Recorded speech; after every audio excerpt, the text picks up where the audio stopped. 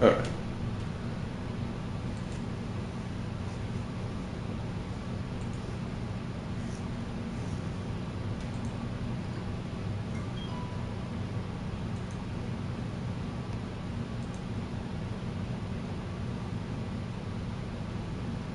Oh, I forgot to set up the thumbnail. 1 second. Why is it whenever we are about to do a stream, my head always feels wonky? Stress me? Oh, it started recently. Like it's not. It doesn't hurt. It just feels like it. Like if I was having the vertigo thing. You know what I'm saying, G? Yeah. You know.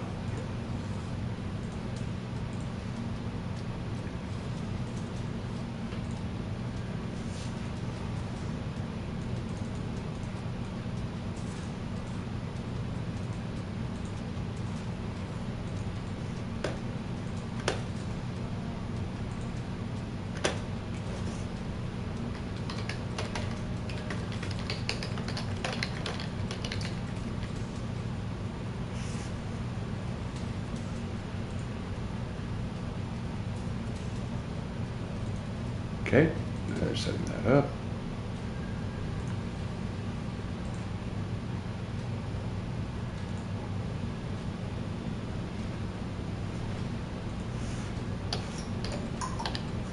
Just taking a minute.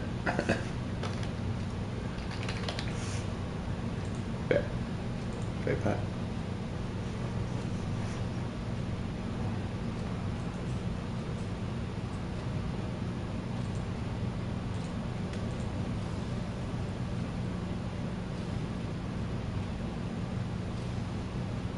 All right, that should do the trick. And now we are now public. All right, we should be good to go.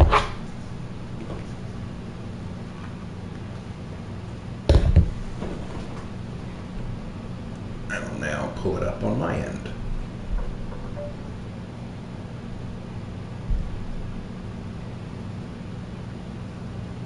All right, we're live. We're live and kicking, I must say. All right, let's get started. Let's not waste any time. Let's jump right into it. Yeah, totally. Like I'm so sure. Why are you speaking that way? I don't even know, man. I don't even know. Buenos dias, gang. Good to see you. It's buenos noches here. It's evening for us. It is, but it's just as good. Or if you wanted to say it in the Japanese, konbanwa. What if I didn't want to say it in Japanese? What do I do then? Hello, Hannah. Hello, Siegfried. Hello, Roy. Hello. Oh. We are here to have some fun. It's gonna be a fun night. I do apologize for missing the last few days. Hey, you know, it's all good. We don't mind. Well, because it is Peacekeeper's Hero Fest, let's do some Peacekeeper, eh? I was really hoping you were going to do a joke and say, yeah, we'll do something. Because it's Peacekeeper's Hero Fest, I'm playing Lawbreaker. You ever title in Japanese to prove a point from a few nights ago? No? Raven has. I genuinely wasn't doing it because of last night. That wasn't why I did it. I only did that because I thought it'd be creative. Because I have the Samurai Clayer image, and I was like, you know what? I can't put a Samurai Clayer up there and not do something Japanese. I mean, you actually could. I believe people have done it all the time.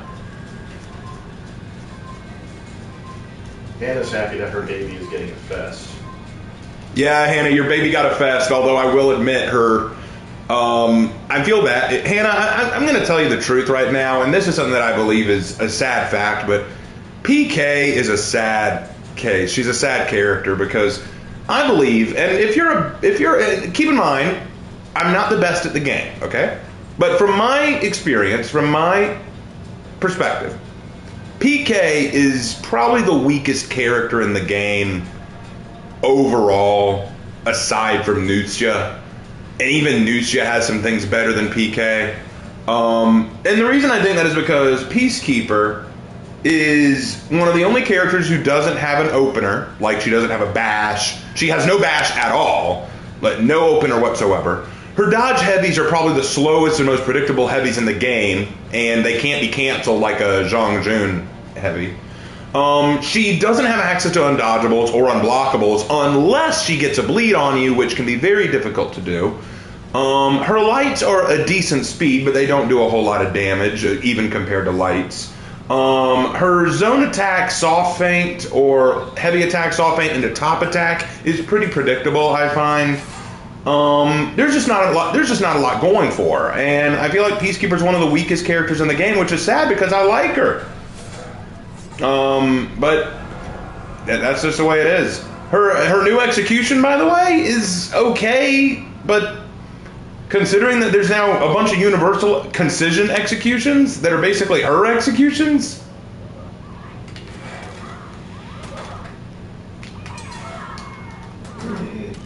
That one mine just dropped $2 saying, I'd stay, however, Baldur's Gate 3. Well, you have fun, buddy. Thanks for stopping by. Anna says, how dare you speak such heresy? A pox on both of your houses. We're from the same house. Well, right now I'm being ganked by them. So there we go. Hey! That's another thing. That's another reason why Peacekeeper's so weak. She has no anti-gank capability.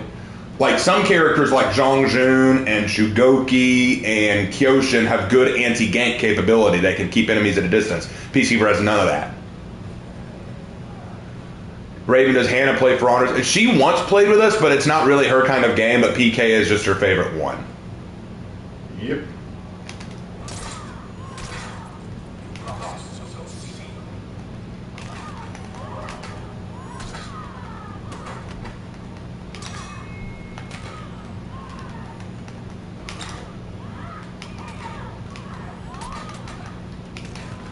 There we go. Good shit in there.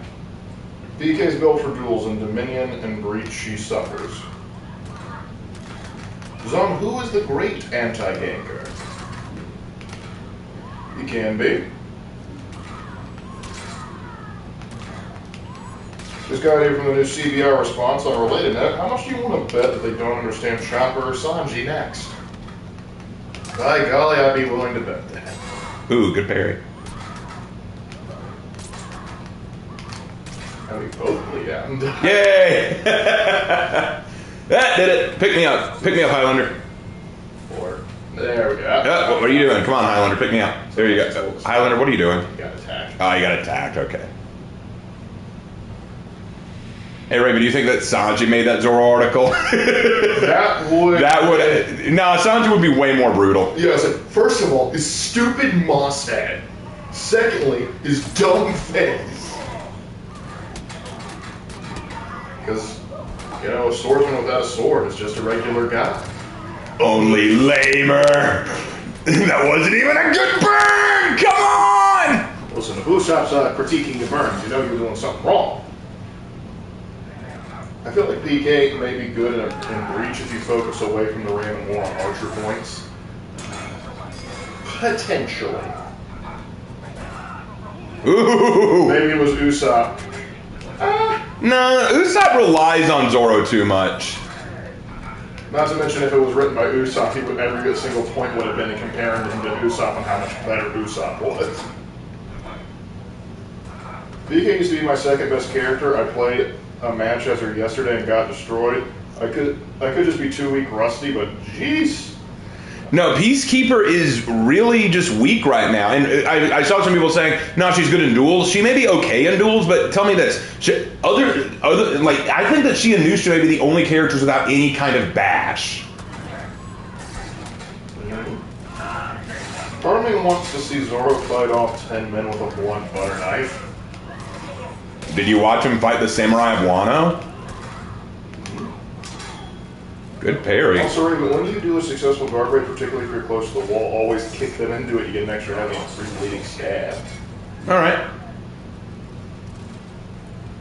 I was about to say, don't you start emote spamming. Don't you start emote spamming. And there it is. All right, son. All right, son. As long as you're aware that, yeah, you're going to get it back in droves. Just as long as you're aware of that. Never ever emote spam like that when all you did was hide behind another player the whole time. As long as you're aware that you had to hide.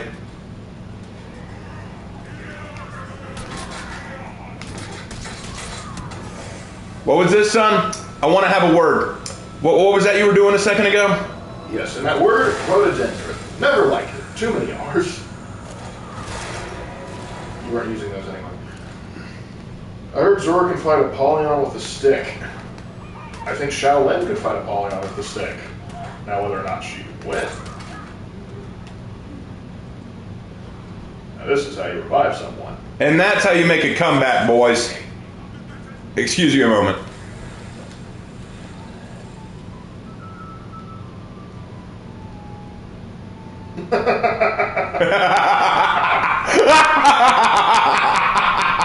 That was awesome.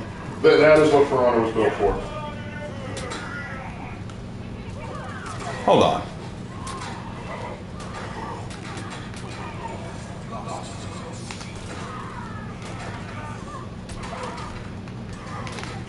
A fear of joining Porcos makes no sense, but For Honor's lore has been doo-doo lately, so I'm not surprised. I mean, yeah, it's like, how dare you attack our people? So what are you here for? I'm here to join you. Hold on a second. Hold on. I didn't get to do it earlier, so. See, that's why you don't emote spam when you didn't play well. In a world where Luffy doesn't exist as Zoro the main character, honestly, I'd probably say Ace. Start running, PK. Ah, you stay. Okay. And you're dead.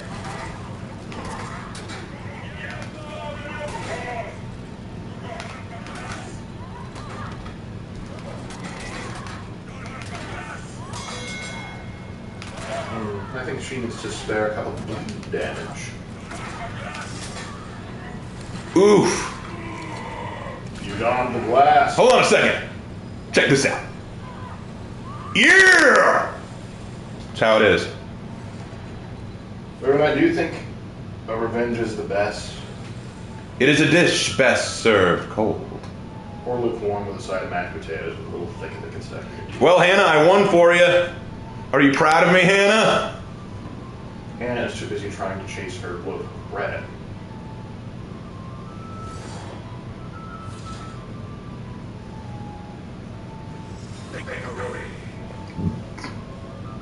So apparently she also is a bard. Hey, well, some of her moves are modeled after jesters.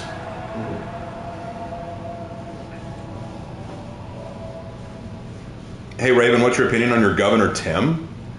Wait, you mean the South Carolina governor? That's Henry McMaster. Yeah, that's McMaster. We don't. Our governor isn't Tim anybody. Who are you talking about? Henry McMaster is the governor of South Carolina. You mean Tim Scott? He's a senator. Tim Scott's the. You must mean our senator. And as for Tim Scott, I don't have anything against the guy. Yeah. Oh shoot, He's alright. I need to do that. There we go. He actually visited my buddy's workplace once upon a time. Oh yeah, that's right. He did do that. I forgot he did that. All right, let's keep going. Hey, Raven, whose lore is worse, modern Ubisoft or J.K. Rowling? Ubisoft. Hard Ubisoft. Because here's the thing, I give Harry Potter a lot of crap, but 90% of it's nitpicks. But at least the story as a whole holds up. Right. Like, listen, it's like a boat. You may not want to be out at sea on it for very long, but you know you're going to get from point A to point B. It's just going to be a little rocky on the way over. Ubisoft basically took a canoe, shot a cannon through it, and said, all right, bud, jump in. Scuba Gears Extra DLC. That's such a good way to call it. That's such a good way. Let's go. Hey, Raven, what are your thoughts on AC Valhalla so far? Oh, I still hate it. I still hate it. Do I just need to... No, I'm going to do it. I'm going to finish it. I just don't want to right now. I've got other things to do. All right. Let's go Kyosha. Anyway. You guys hear that Brandon Herrera is running for Congress? Yes, I did. Yep. Good luck to him. Hey, Raven, I have a question. Which Wu Lin hero skin do I think it'll go to? I'm going to guess either Tian Di or Zhang Jun. Those are the two I'm guessing. Mm-hmm. Hey, Raven, in terms of character, who's better, the God Emperor of Mankind or Sigmar? That's kind of hard because... Yeah, that's hard to call. I would have to say Sigmar just because there's actually, like, he's in books. He is an actual character. You really don't get that oftentimes where the Emperor of Mankind is in a book for any long period of time in person. So he hasn't been allowed to be fleshed out as a character as much as Sigmar has. Sunda's going to be the one to get a skin? I really hope not, and I'll tell you why. Of the Wulin, Zhang Hu is the one that's been getting the most attention. Like, in everything. Like, Zhang Hu's the one who gets the most attention in any lore. Think about it for a second. He's the only one who got lore. Because, you know what? We don't have much lore for Tiandi, Zhangzhun, Nuxia, or Shaolin. We have lore on specific members of their group, like specific characters, but not the group as a whole. Zhang Hu's the only one that we have any kind of like lore for, and now they're like, all right, we're going to add a little bit more to that now. We're going to add another. I'm like, come on, can't you give some love to the other four? Or heck, can't you make a sixth? Yep. Let's go, Brandon. I agree. Let's go, Brandon. Go. Let's go, Brandon. Let's go. Let's go, Brandon. And now our stream has been demonetized. Can you imagine though if there was some poor guy named Brandon? It was like, I'm just trying to cheer for my son.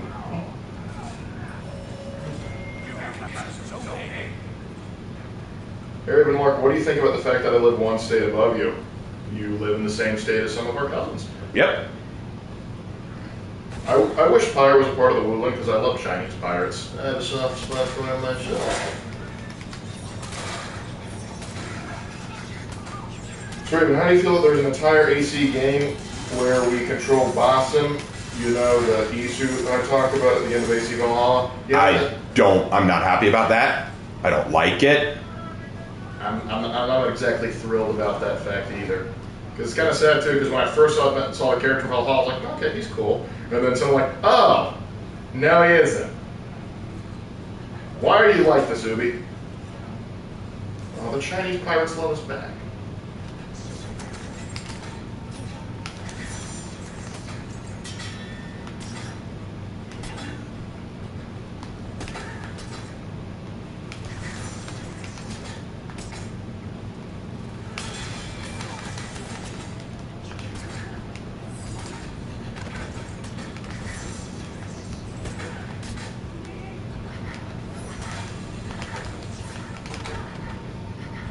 Oh, but it's not a good sign for Ken Boy.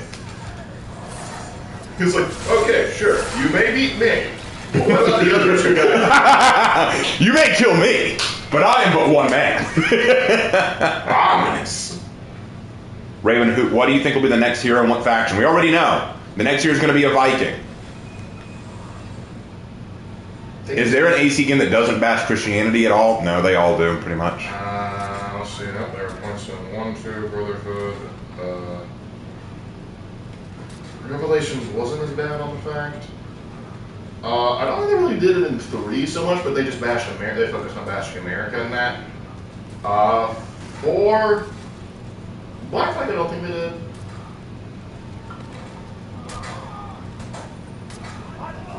Unity, they barely mentioned the church, which is surprising considering the French Revolution, but you know, whatever. Valhalla, there's been a bit of it. More than a bit of it. This Conqueror's going to take him. This Conqueror's got him. Yep. I thought we were all agreeing not to intervene. That new Viking character has a lot riding on his shoulders. Her shoulders, you mean? Oh, the gank has begun. Oh wait, Konk's going to let us have it. More if I stay close, I'm going to get hurt. I'll probably try charging it to get the killing blow. That's okay, it's not going to save him. That Lawbreaker's probably going to kill him. Hopefully the new Slavic hero is Kiev Rus. Well, then we win. Ubisoft, we're sick of the easy. Can we please go back to historical fiction? Yes, please. Nani? I just saw a samurai kill a mummy. Wait, are we sure we're not? Itoryu. EA. That sounds like the plot of a JoJo episode or something.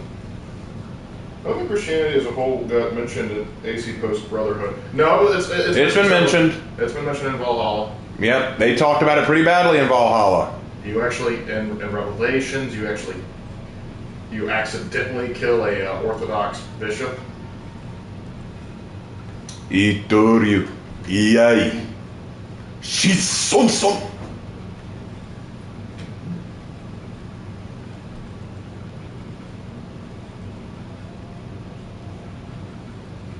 The new Viking hero gets legit chainmail. None of that fake stuff. Only the real chainmail here. All I know is that the new Viking will be a female. That's all I know. Yep, because Ocelot was male. Yep, they've got to do it in order. All right, you and me, Kensei. Hey, Origins obviously don't bash Christianity because it wasn't founded yet. Correct. Select. Don't suppose you could spare a cup of stamina, oh boy. Actually, that's one. Ocelot, we were in the middle of something.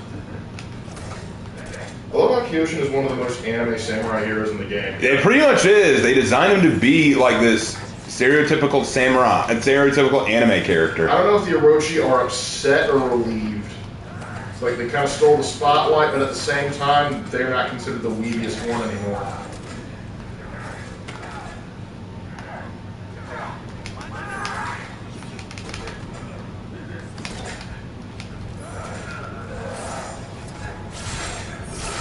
Fun fact, a samurai and an Aztec warrior actually did meet in real life. Yep. All right, Medjai, you and me, buddy. Poor choice of action. Hey, Raven, after all these years, you think that the Wulan homeland would have recovered by now. One would think, but no. And dead. Let me pick you up. You raise me up so I can stand on mountains. You will be built in 3 business days. Do you have health insurance? Tell me. Oh shit. Don't jump off of that ledge. For Honor, Health Insurance Edition.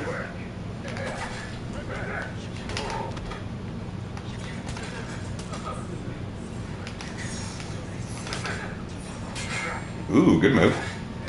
Also, I just want to have an Assassin's Creed game where the Templars are actually good guys for once. That would be Rogue.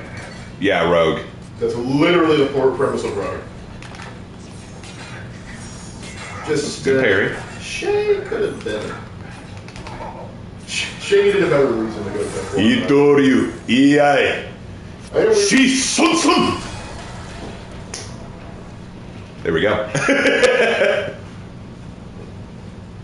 I had a weird dream reading a lore order stating that Medjai, Afira, and Ocelot will go together to plan to assault on Orcos while Astrian forces. Oh, he quit! Oh my god.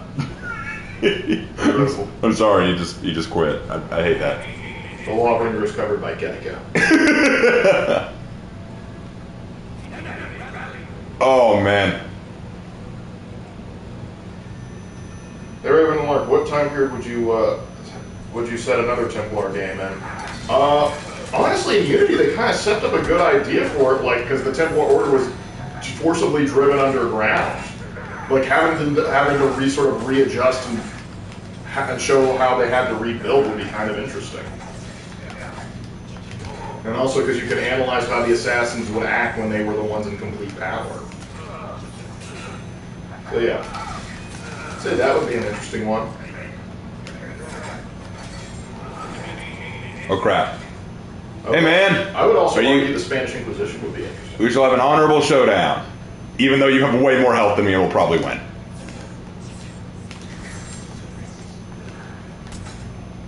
Hey, don't poke me, don't slash me, that's mean. Crap. Well, I had to die once. There we go. Bamboozled. No, that was a good fight. That was a good fight. See you, Raven and Lark. Going to go watch a movie. Okay, see you later. Have fun, Brock. Raven, I was looking through Power Wolf songs and then memes, and I noticed really like to debate if they were Christian or satanic. Now they've said not. They said they're not. But any thoughts? Power Wolf basically said we like to make awesome music, and if that involves Christian elements or Christian iconography, then that's fine. You know, yeah. And that's cool. I don't care really, as long as I don't see anything anti-Christian. I don't really care. I mean, I'm not gonna lie to you. Like Sanctify with Dynamite be bopping. And Christ didn't come back, you know? Christ didn't come back. I'll leave you two to fight. I'll take on Where were we? You and me. Let's go.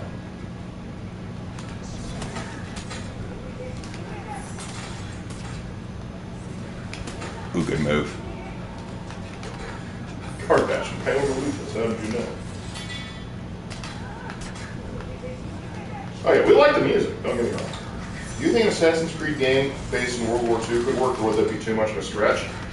The problem is it wouldn't be able to play like an Assassin's Creed game, and that's the real issue. You could probably do the world of Assassin's Creed in World War II, but it would probably have to play more like a Far Cry game or Ghost Recon. That was actually a pretty honorable match. I very rarely get matches like that where everyone's being honorable and stuff. Huh. That was kind of nuts. Like the Conqueror and the Kensei didn't want to interrupt any fights. Like even the Conqueror kind of like stepped back when the Medjai got involved. That was kind of cool. All right, respect to all those people. Everybody, great respect to all of y'all. Good fights. Good fights. Now, there actually was sort of like an Assassin's Creed-esque game in World War II. Was that one, but like that British Secret Service woman that was running around World War II Europe? Yeah, I remember something like that. That was trippy. I don't remember the details. Because like her stealth mode was just going to a dream state and running around in a white dress, and I was like, what the actual hell? Hopefully the next Viking is Rus themed. Again, I feel like that was Griffin. Griffin was based on the Varangians, so yeah, I feel like that's as close as you're going to get to that, but I don't know.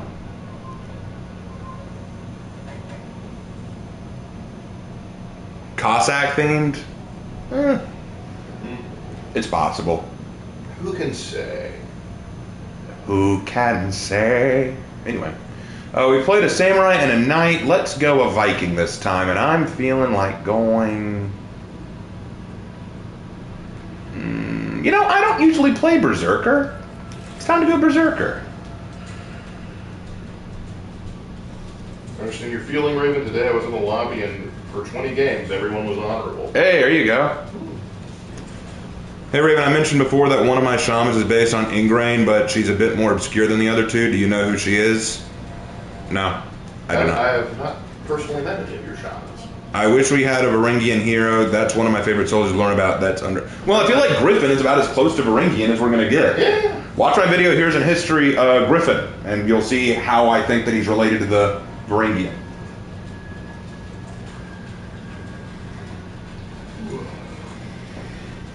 All right. So 3 Ocelotl and 1 Gladiator, and I've got a Yorm and a PK and a bot. Arthur's mother. Oh. Okay. Or, as we call her, Sir, not Appearance. Ravenlord, what music do you play when you want to motivate yourself? Oh, depends on what we are doing. Sabaton, Divide Music, Powerwolf, Skillet. Yeah, if we're working out or running, definitely those. Listen to a lot of Celtic and classical music if we're writing. Sometimes cool. I found a really good set of Chinese traditional music that's really good. Yeah, like when I was. You Say Run, yeah, that's a great one. When I was writing the Minutemen script, I was listening to the repeat of Victoria II's version of Battle Hymn of the Republic. Yes. Because that hits me at my soul. If you like to listen to Flyleaf, yeah, I know Flyleaf. Flyleaf's actually really good. I like Flyleaf. Leaves can't fly; they float down. They fall with style.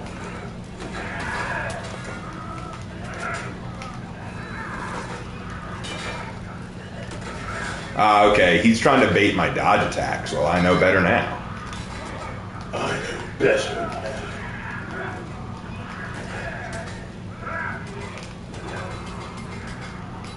Take another professional blade.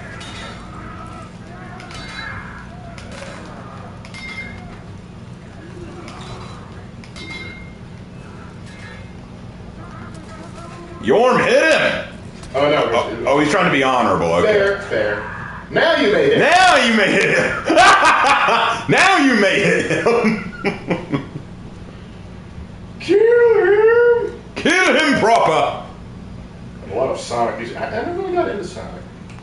Yeah, I've only heard one Sonic song that I really like, and that was Find Your Flame. And even then, I only liked the last portion of it. We're talking about the Hedgehog, right? Yeah. Okay. Whoa! Good read. These are the rare casual lobbies indeed. Whee! Oop. Least favorite hero to play? For me, any of the assassins. Least favorite to play would probably be... Well, shit. Probably Pirate. Just because I feel like I can't get the hang of her. W.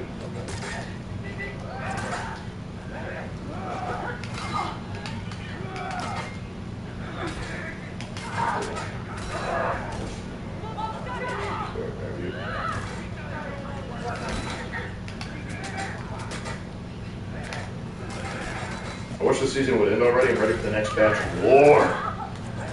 Ow. I got bonked. Anyway.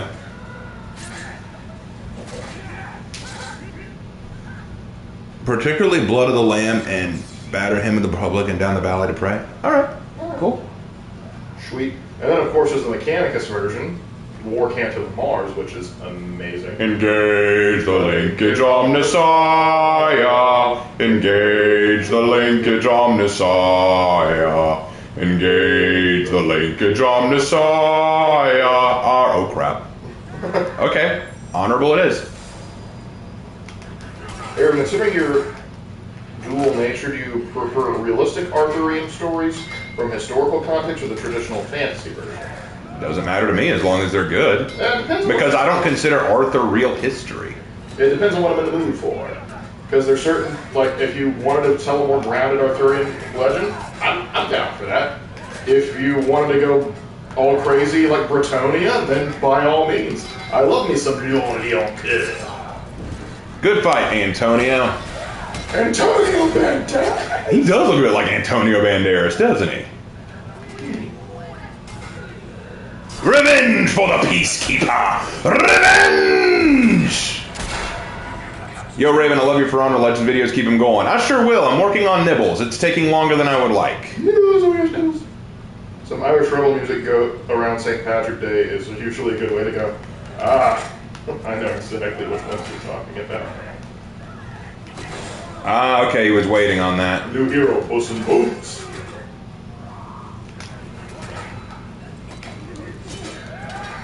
Oh. Yeah, see, Gladiator over here ain't honorable.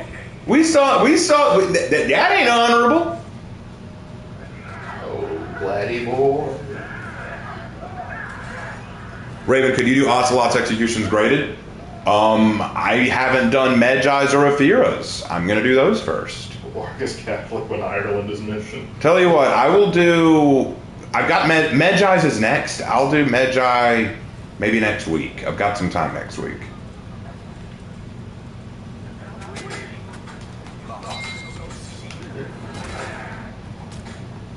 No, Raven has not played Bannerlord. I have, though. But no, I'm not good at it.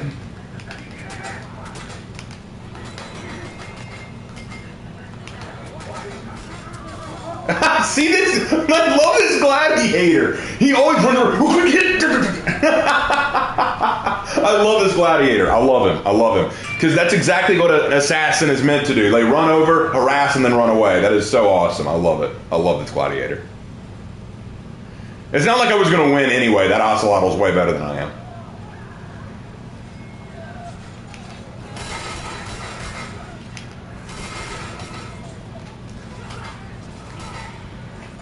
Indeed. Okay, also listen to Killer Instinct 2013 soundtrack, was composed by Mick Gordon, so you know it's going to be a treat. Oh yeah. Cool. There's an Arthur movie based on the theory that Arthur was inspired by a Roman legionnaire named Lucius Artorius Casca. Yes, I've seen that movie. Yep, we've seen it. There's no need to overwork yourself. Oh, gentlemen, best work on one project at a time. My friend, this is a glorious day. Bonk. Dale for just dropped $20 saying, "Here you go, boys. Your allowance for the day." I love when we get our allowance. I love when we get our allowance. Also, man. I do recommend the Hue, a great Mongolian rock band. Oh, I think I know about them. The Who? Yeah, I love the Who. Also, I can't wait for the end of the year to see that Valkyrie. He still won't reveal her face. Yeah, pretty much. Yeah, thanks for the donation, but you right. You are right. Harry and Mark, have you heard of the show called Married with Children? It came out in 1987. I've heard of it, never watched it. Would it be wrong to wait to make the last 3 Outlander executions graded videos until they have more than 2 executions? Yeah, we may want to let them get some executions here and there. I don't know if I'm bad or this guy's good, but something's going on there. He's funky. Miracle, oh yeah, Miracle sounds great. Yeah, Miracle sounds really good. Yeah, that gladiator don't care about honor. Dragon, the word you're looking for is Blood Hunter. Yeah, we ain't gonna win this one, boys, just saying. What gave it away? Well, hey, I thought you were the honorable one! What the hell, Antonio? You're breaking my heart. Fine. I'm ashamed of you, Antonio. I believed in you. I believed that we could be friends. I believed that you were an okay guy.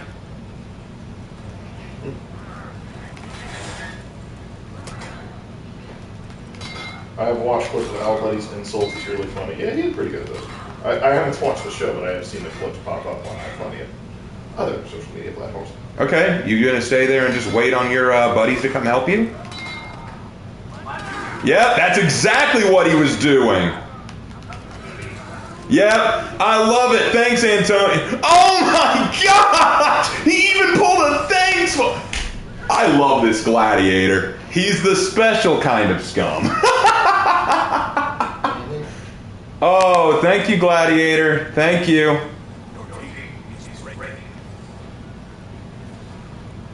But hey, you were back. That was a scummy move, gladiator, not gonna lie. Hey, Glad. It appears we both have thrown random nonsense at each other. Yeah, Antonio's a dick.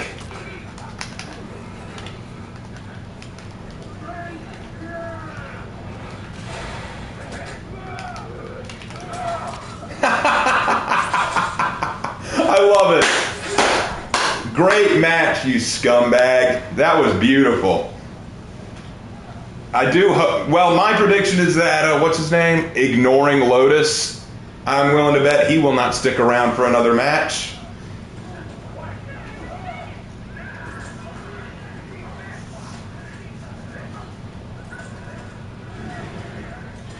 Anyway. But yeah, that's just funny. Like, because I liked Antonio earlier. He did like a salute. We both did a salute together. We fought honorably. I beat him. It was cool. Gave him a good fight. I thought we were all good. Now he's throwing his 4th feet at me, attacking me from behind. Antonio, I thought we were bros. Did he return the good fight? No, he did not. Then he thought it was an insult. Come on. That's probably why he did what he did. That's messed up, man. No, I promise you, I'm not mad. I just think it's funny. For Christ's sake, Antonio, you're breaking your mother's heart. Ma, Antonio, don't be in a bitch. Blink.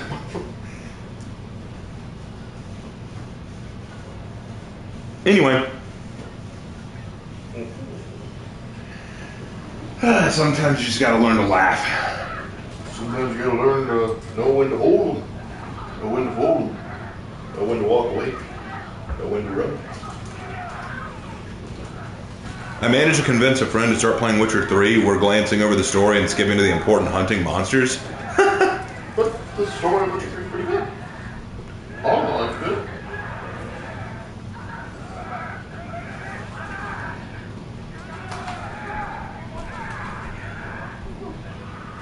Yeah, there is no honor in this match. Look at this. Yeah, that's just. Yeah, they're just wailing on each other. Mm-hmm.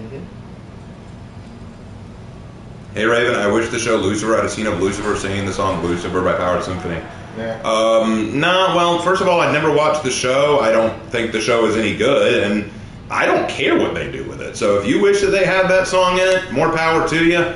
I could give 2 damns about that show. Get it? Damn, Satan. Are you implying he builds, structures to keep water back. I didn't think you could make that joke any worse than it was, Lark, but, well, congratulations, you did it. Well, I don't do dams. I dig canals. 4v4s hardly have honor. Well, yeah, but the last match we had honor, so... I'm not... Oh, the Gladiator's staying! Yes, he's staying! Come on, Glad, stay with us, man! Come on! It was a very funny show. I don't know, the little bit that I saw of it looked pretty lame, to be honest, but okay.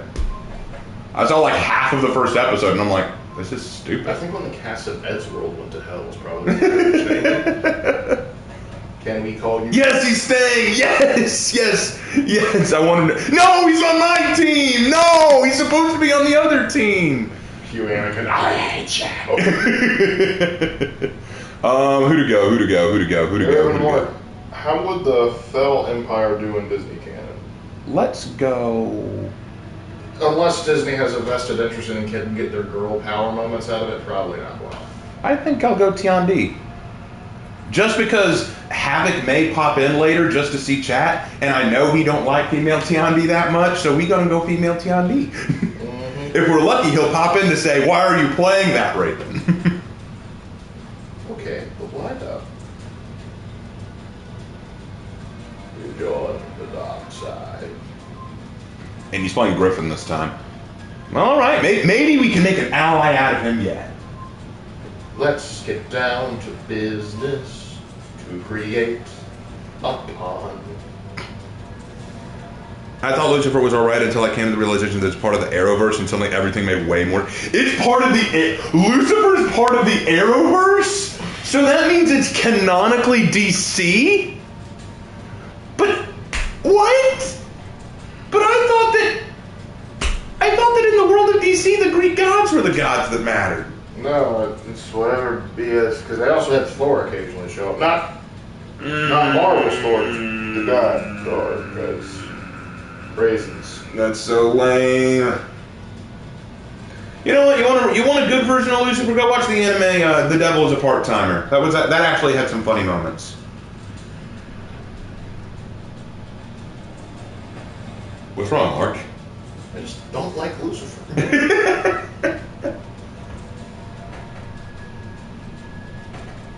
John Constantine was in Legends of Tomorrow. Lucifer was in an episode of The Flash, I think. Oh. Well, I didn't like The Flash either. I don't like Ezra Miller either. Yo, Raven, have you ever watched Mobile Suit Gundam Unicorn? I'm going to stop you right there. I've never watched any of what you just said. let me see. It was, what was it? Mobile Suit Gundam Unicorn. Japan, come on. You're killing me here. Hey, Griffin. Bye, Griffin. Griffin, do you want a buddy? Griffin, you want a buddy? I'm going to go with Griffin. I want to help out my new buddy. Come on, Griffin. Let's go fight together. Let's go fight and win, Griffin. Yeah, we got this, Griffin. Oh, we're outnumbered. Bye, Griffin. I'm no longer your friend. Bye. Have fun. I believe in you, Griffin. You can do it. You fought really well as a gladiator, so I know you can do this. See, he's got it. Marvel, Zeus, Odin, Ra, and the other Sky Fathers have their own council. He's totally... So what is it? Did it turn to a whole... No, Griffin! They killed my buddy! So there's just multiple pantheons of homeowners associations in the sky or something? Honestly, the devil got mad at me for making him late for a shift at McDonald's and threatened to punch me. I questioned my life choice. I die for my buddy, Griffin! Anyway.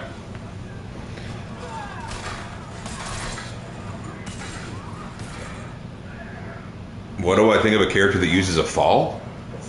I think he meant to say it flax. Oh, I don't have any problem with it. Get the Dacians in there. Hey Raven, Takeda Shingen might be my favorite samurai lord from the Sengoku era. Tamba Momochi is my favorite ninja.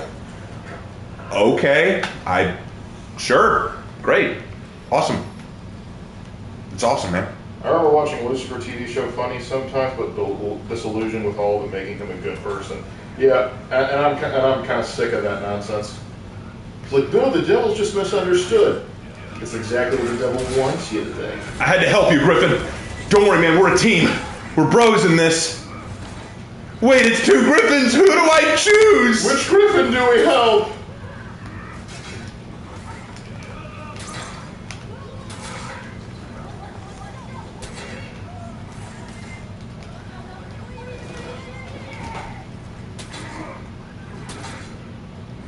both DC and Marvel pretty much have every method's real approach when it comes to real-world mythologies and the like.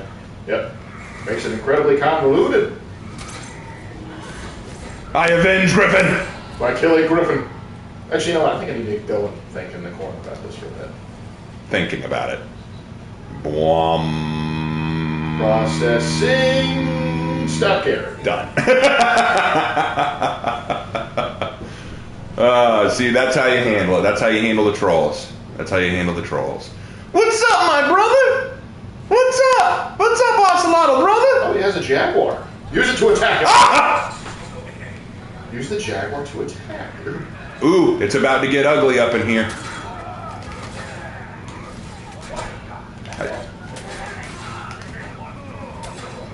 Who's your favorite character from Ninja Turtle? Leonardo was awesome, okay? Mm-hmm. I believe in you, Aussie.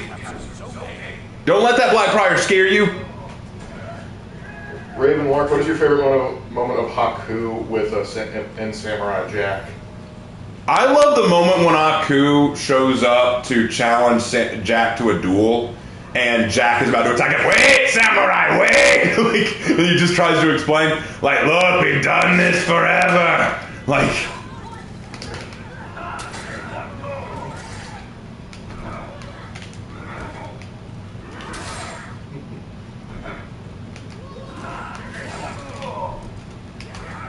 I like Mikey, but apparently Mikey doesn't like himself anymore.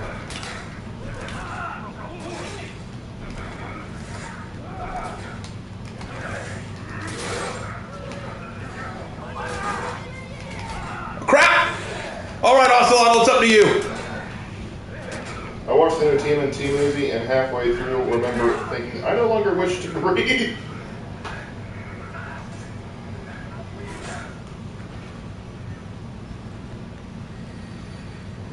In DC, the Christian God sits above all. Then you have new gods and old gods below him. Well, didn't Spawn kill God in DC? Yeah, but then again, I don't know if it's the current continuity. I can't keep up with DC nonsense. Because in one universe, Batman's a Nazi, no, Superman's a Nazi, and another one, they're all penguins or something.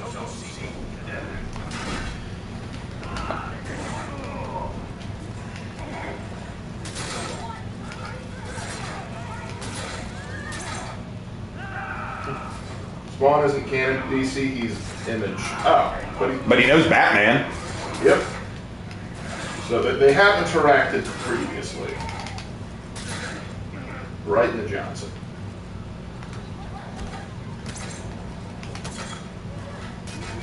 Seriously, they've done so much damage to the community, I'm actually surprised if anyone can comprehend what the hell is even going on.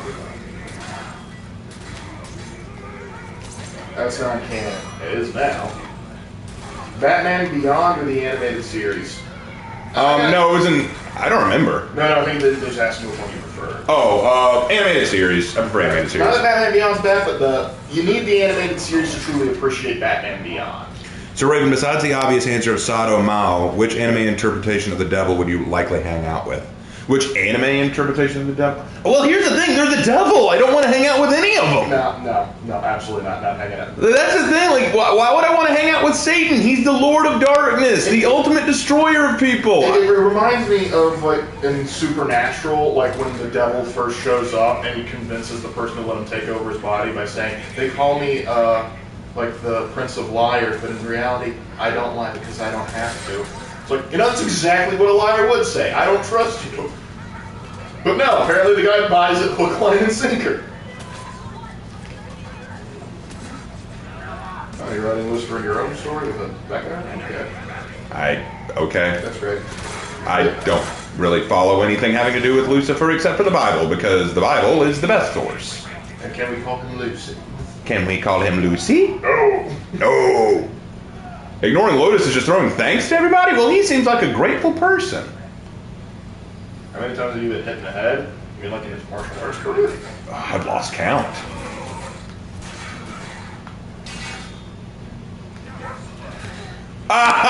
Throwing that feed, I love it. Will you ever do another response to infographic? Basically, every episode of Theirs Needs One. Send me a good one. Like, send me a link to one that you think I should respond to. Because that's the thing. I'm running out of stuff to do response videos to. No one sent me any material in a while. So y'all need to send me some stuff. Supernatural is another franchise that lore got way too convoluted because it went on. Yeah. Absolutely. They tried to jump to demons way too early. Or at least rather, they tried to jump to Satan way too early. It's like, work your way up to the Lord of Darkness. Bye. That's what you get. Good fight. Like, well, no, that's my point. Like, Gaming Rebel, it's like if someone comes forward and they have the reputation of, this guy is the Prince of Liars, the Lord of Darkness, don't trust him, and he goes, well, I actually don't lie. Do you believe him? It's like, well, let's see. Every single source that I can go to would say, you're lying to me, which is very on theme for what they've been told, but you know what, I like the cut of your jib because you turned into an image of my dead wife. Come to think of it, you may be trying to manipulate me. One thing I never understood about anime is that the devil or demon king is always the good guy for some reason. It's a trope I wish they'd change. Agreed. I'm very tired of that. Well, the thing is, it's sort of like it's sort of like a subversion of a trope that has now become a trope in and of itself, which is incredibly irritating. Hey Raven, in reference to Netflix Lucifer, honestly my version of Satan Lucifer is in my story, Beckoner, is a great deal more emotionally and psychologically mature and secure. Okay, that's great, but I don't really care for Netflix Lucifer in the first place, so okay. Raven, why is it written that the Jewish people were enslaved in Egypt? I've heard from Wikipedia, so source iffy, that the people who made the pyramids were respected and well-paid. Thoughts? Because the Hebrews were not the ones who made the pyramids. Here's the thing. Many people think that and here's the thing. The Hebrews weren't the only slaves of the Egyptians. The Egyptians had many different cultures and peoples that were their slaves. But we do have very good reason to believe that the Hebrews were enslaved in Egypt. Now, as for the building of the pyramids, slaves did not build those things. Slaves, in fact, the Bible never says that they built them. The Bible says that their job was to basically serve and create the mortar and bricks and everything else. Yep. They were the hard labor to create the supply and resources for building them. They had actual architects and engineers build everything. But they didn't. But they had the slaves prepare everything. In fact, the Bible says specifically that when Moses told Pharaoh to let the people go, the Pharaoh got so mad he said, "You're only saying this because your people are lazy. So what I'm going to do is I'm going to up their quota of bricks, but I'm not going. No, I'm not going to up their quota of bricks, but I'm going to take away their straw. They have to go to gather their own straw, but they still have to make the same amount as they always do." So he never said they've got to build me more stuff. That's a misconception. The slaves didn't build all that stuff because the slaves probably didn't have the training or education to know how to build this stuff. They just had to make the materials. So that's right. Correct. But we do have lots of evidence to support that the Israelites were once enslaved to Egypt. Couple reasons why. While we don't have much Egyptian resource to tell us, because this was actually something I had against Blue from Overly Sarcastic Productions. He tried to argue that the Egyptians didn't have any evidence. Well, he also admitted that the Egyptians like to erase parts of history that they didn't like. Like if there was a pharaoh or a war or something that happened in Egyptian history that was embarrassing, they like to erase it and pretend it didn't exist. We have lots of evidence of stuff that the Egyptians tried to erase from the history books. Like Hatshepsut, right, which got entirely wiped by her son. So, like, keep in mind, they would totally erase a whole portion of their history where the Israelites escaped. Second, the Israelites, after they established their own country, almost never traded with Egypt, which was stupid because Egypt was still a very prominent nation at the time, but they still had great distrust of Egypt. Where on earth did that distrust come from if nothing ever happened between them? Second, many of the houses that ancient Israel had during the biblical period were similar in model and architecture to houses that belonged to the slave territory in Egyptian territories. So we have, like I said, lots of reason to believe that. Hold on, I'm getting ganked from all sides here. That's a bit of a mosh pit.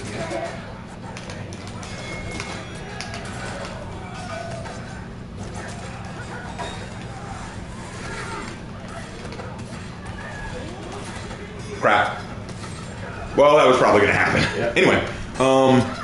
Okay, I thought the architects made the slaves create and move the bricks, and then they would direct where to place them in the pyramids. Well, keep in mind, the pyramids were like that's good stone. That's like limestone or marble. So they wouldn't have made it. They wouldn't have been making bricks for that. That being said, you may have had a few slaves pushing some stuff around, but odds are you had skilled craftsmen work on it. And probably the time the Israelites were in Egypt was probably after the pyramids were already built. Because keep in mind, after the Great Pyramids were built, a lot of pharaohs didn't really want to pony up the dough to create them because pyramids be expensive. Correct. We have a guy named the For Honor God on the enemy team. I doubt that. Havoc is the true For Honor God. Hallelujah.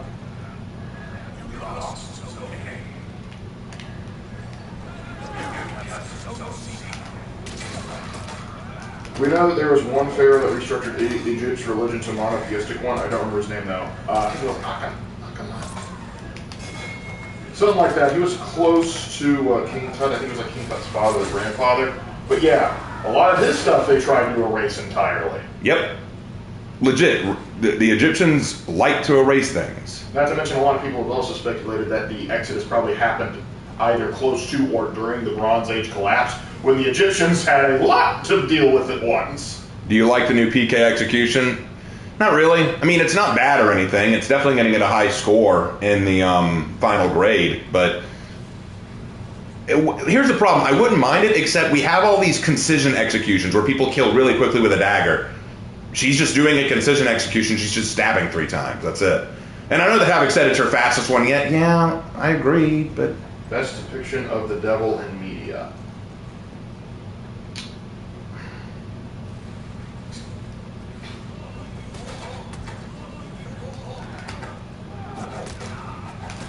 I mean, it's not accurate, but I thought the version of him in Cuphead was kind of funny. He also had Wayne Brady as a henchman. You gotta give him that. Let's see.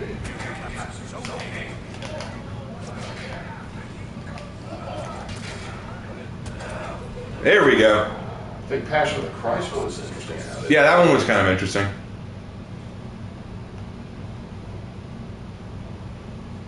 Let's go over here and heal up. Man, these guys are good gankers. I'll give them that right now. Never fought a ganking squad quite like that. So God decided to come and fight me again. Most underrated Bronze Age civilization.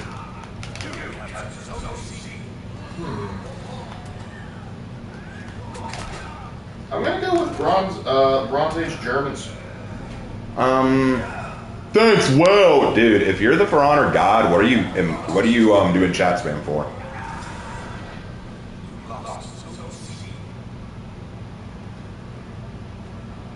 Plus, you're wearing a new Chiha emblem. I wouldn't brag.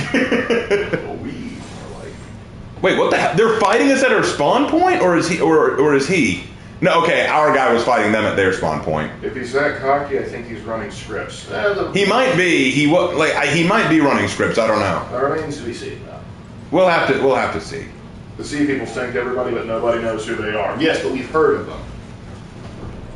We have heard of them, and we also have speculations on where they're from. Like some people actually think Sardinia and Corsica.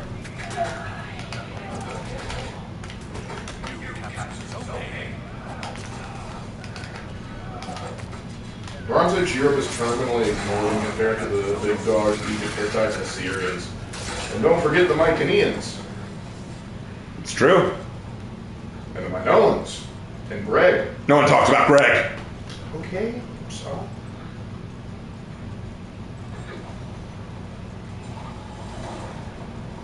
Really hope we get a sea people inspired here next. If you want the sea people, you're going to have to play Total War Pharaoh. Right?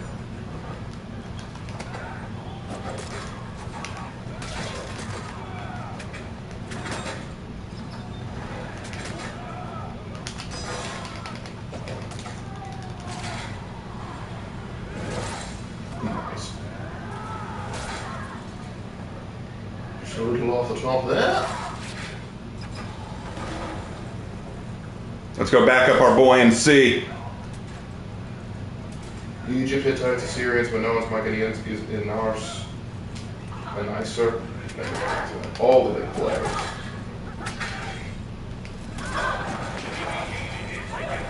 We had to feed his revenge.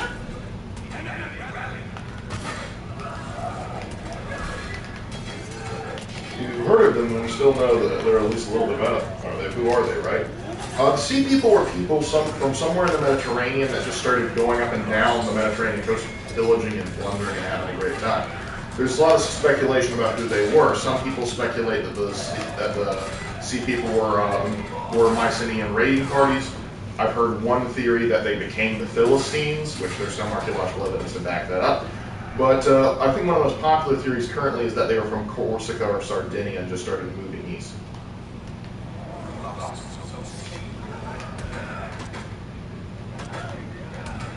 There goes the lights. Hey. All right, well, we were winning, but they're going to take it back, I'm sure. I'm going to go to A. We got to take that back if we want to secure the lead again. Indeed.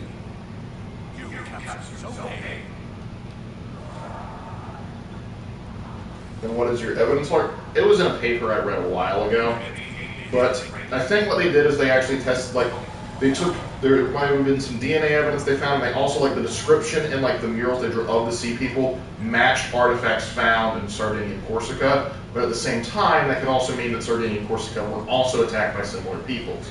But that's just a prevailing theory. We still don't know everything there is to know about the sea people.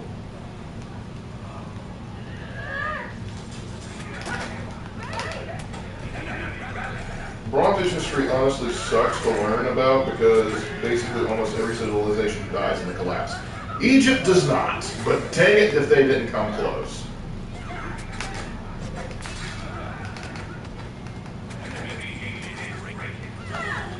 Whoa. Why are you saying wow? I thought you were the For Honor God. What's wrong, man? Are you having trouble, bro? The For Honor God's having trouble, guys. I can't believe it.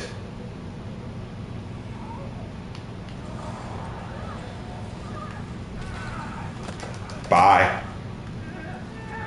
Oh, nice. Hey, good fight, For Honor God. Whoa. To quote a famous game, even gods may die.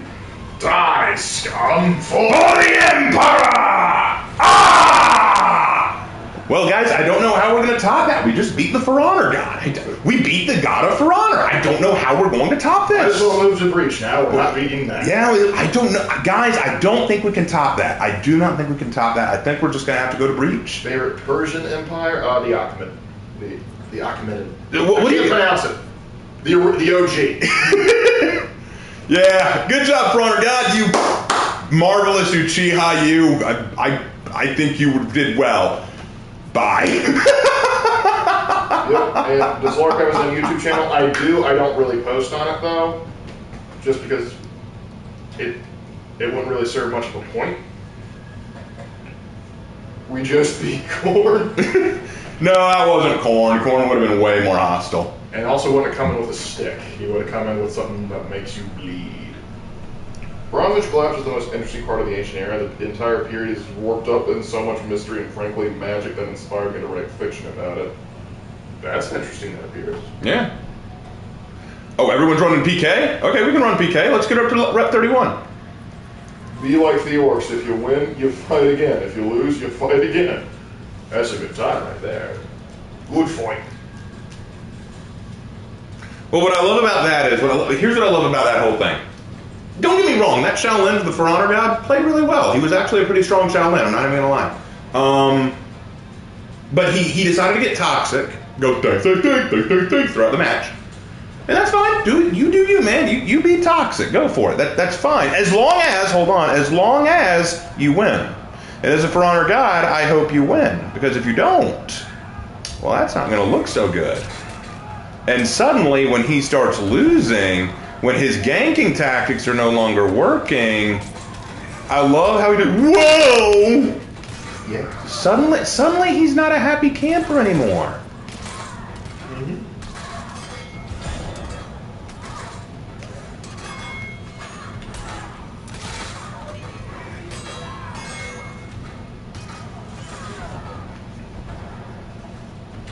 What? You can't be toxic and lose. It's like Chris Raygun said in his video about how to bully people in video games. The number one rule about bullying people is you have to win. You cannot lose. If you lose, that ruins the whole thing. I just got light parried by a bot. I'm gonna go kill myself. Not without me, you're not. Honestly, the Bronze itself is honestly really fascinating that they have traders all the way to Britain from the Eastern Mediterranean. Yep, well, you gotta get your copper ore and tin from somewhere. Because tin was hard to come by in the Bronze Age. Hannah, are you happy I'm playing your baby again? Hannah didn't even tell me if she was proud of me for winning that last match as her baby. Hannah is more interested in her local dragon. Yes, Hannah is likely... Actually, Hannah's probably working on her dragon picture. Oh yeah, because it's Smogus. It's Smogus, so she's doing a list of dragon pictures. You're trying to explain to the folks at home what Smogus is. Smogus is something that a lot of online artists do where they try to draw different kinds of dragons. Usually there's a list that's released each year of different themed dragons to draw. Hannah started the month by drawing a Clayer dragon, like if female me was a dragon, and that came out really well. I like that look. I used that in my most recent Skyrim stream. Drake. But then she did a fruit dragon, which was basically a dragon if it was a banana. Dragon fruit. Yes, a dragon fruit, yes. I called it Futsu. And now she's working on a royal dragon, like if it was a queen or something.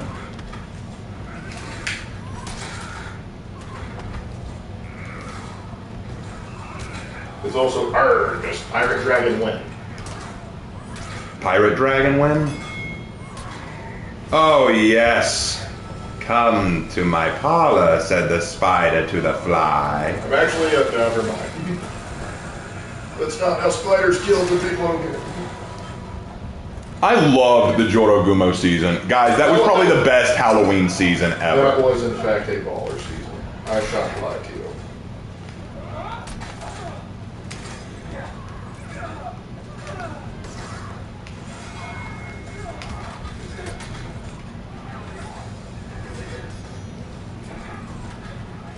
What else is going on in chat? See, they're enjoying chat. You are gotten disconnected again. No, I'm still seeing it. Yep, disconnected. You were disconnected? Yep. As the smallest part, I'm actually be most pleased to hear this. Sorry, I'm not into Spire when it dies. Listen, if you're in that position, it don't matter whether you're into it or not. She's into it. I mean, if the rider starts coming to chase me, I will naturally run away in terror. Orc dragon win? I don't think that's a thing. Yeah. Ubisoft should seek you out for war building. Yeah, or just try war building. Instead of whatever the heck it is they've been doing. But Banana Dragon. I like that, Banana. Spiders basically kill the same way as vampires. Well, not quite, because vampires suck blood out. Spiders inject venom in, dissolve the insides, then drink it. Pretty much. You're basically making a person slushy. Which, you know, if we invest, I got a great business opportunity. We sell blenders to spiders. Don't you hate waiting for your enzymes to break down their organs? Well, wait no longer! With this handy new blender. If you've heard of Fruit Ninja, get ready for Organ Ninja. Like you just have this really attractive like spider lady, like Rhaenyra saying, like doing this whole pitch. It's like, and how much I spent my life savings pitching this. I am never going to recover from this financially. Vampires with extra steps, exactly. Raven or the dragon in For Honor looks awesome. Okay. Watching you play For Honor while I try to figure it out for the first time. Any advice, Raven? Advice in For Honor. Okay, I'll tell you what you need to do. What you need to do is start by playing the more basic heroes like the Vanguards, like Warden, Warmonger, Raider, Tiandi. Play those early Vanguard users who are very easy to figure out and play against bots at first. Learn how they play, learn how they function. Learn the best way to approach those heroes, and then as you get better at them, start playing assassins and hybrids who look good to you, like Shaolin, Afira, those kind of heroes. Play characters that will challenge you a little bit, and find a play style that suits you.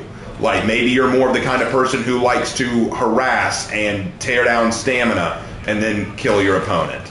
Play a character who does a lot of bashes. Maybe you're a person that likes to counterattack a lot. Play Black Prior. Maybe you're a person who likes to mess with his prey, Nusya, or Peacekeeper, like I'm playing right now. Or maybe you just like to swing for the fences and hit him with all you got. Shugoki or Hitakiri would be good choices. Like, choose your playstyle that suits you best and find the hero that stylizes with you, and then keep practicing against the bots. Get good enough that the bots no longer are a challenge to you, and then switch to playing against people, because people will start messing with you. They'll start feinting attacks. They'll bait you.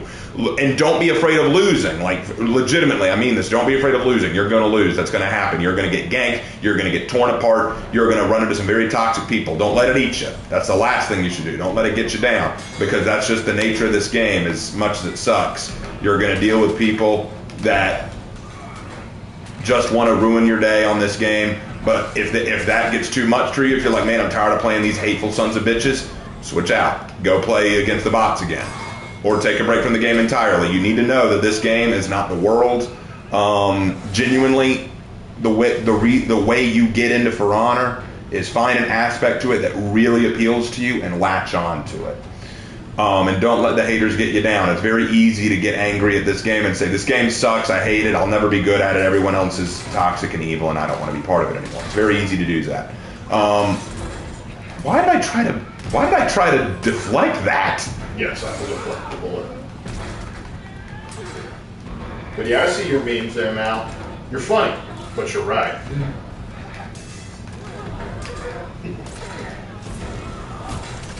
Got him! That is the one nice thing about the new execution. It is so fast. It is so fast. Anyway, I love Conquer so far, but I hate flails.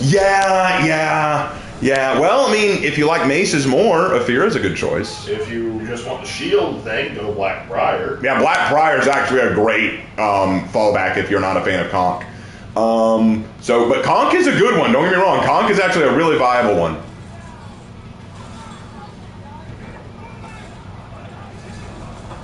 Like, I really play against people, and that's because I like to chill out. I like to have fun.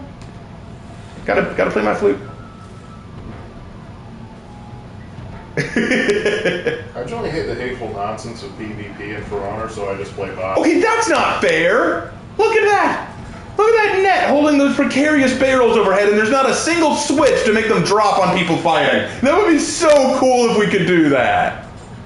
Look at this. It's right. If I were standing right here, I'd be dead. Okay. Hey, Mark, did you hear about the YouTuber who was blind and got kicked out of from a gym because he was staring? He was staring at a girl, or accused of staring at a girl. I did not hear about that. If he's still mad at him even though after he's like, no, I'm blind. Missed me. I'm going to go help out our brother against the Guardian. Hold on, buddy.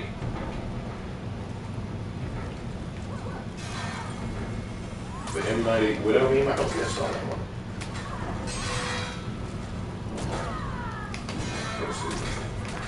Conqueror is incredible. He's very defensive, and if you're good enough with him, you can last for a very long time against an entire team and actually win if you're lucky.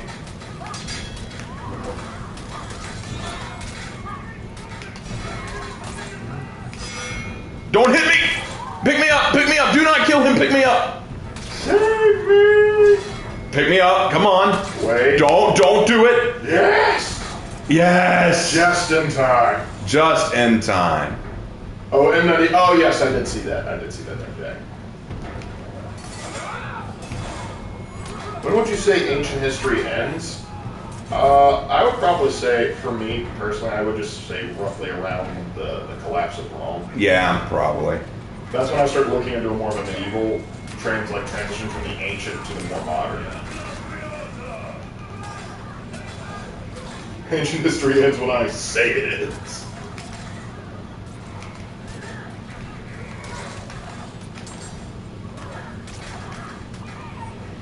One that's not ancient. Thank you, Gaming Rebel. Thanks for clearing that up. We really appreciate it. Slide. Oh, gotta run out of that game. Did you really need help that bad? No, I was just doing something. What happens when spiders learn to fly? We pray and start loading dragon breath rounds. Peacekeeper, other Peacekeeper, can you let me have a kill? They're trying to test out the new execution. No, none of them have done the new execution. Huh. They're just playing it right now because of the free XP that comes with it. Oh. Well, that'll do.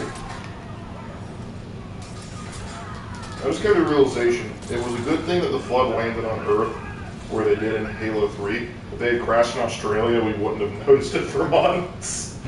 Probably. Yeah. Screw you, Raider. But then again, the flood would have had to contend with Australian wildlife, so like we would have seen the emus fight the flood. Now that would be an interesting combat session. Raven summons his inner Havoc or Faram. When? I didn't summon any of that.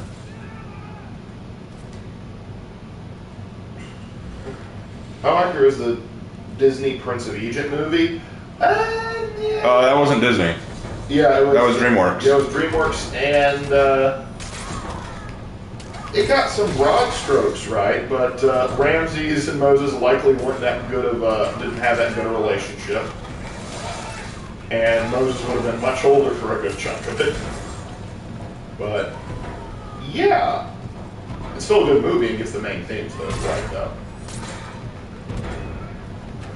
They're already flying spiders. They make silk gliders. Yeah, we're talking about like spider bees or spider wasps. Like that one short animation I saw, a spider butterfly. Remember that? Yeah. Like there was a story about a male butterfly whose wing was broken so he couldn't fly, and there was a spider who wanted to fly. She found the butterfly, mended his wing. He grabbed her and took her flying so she could experience it. And then they had a romance and they had kids, both died, and then a bunch of little baby spiders with butterfly wings came out. Just because apparently the world needed to be punished. Men are even with the flood, that is an even fight.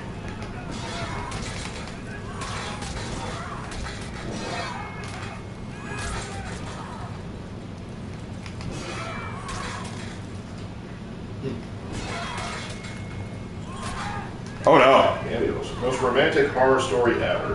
What about that one with like the slit lip lady? Oh yeah, that was so cute. I love that one because like it was just like, do you think I'm pretty? Well, I can't really see it, but because he was blind. It's like, but you sound attractive. I gotta go. Wait, no, it's fine.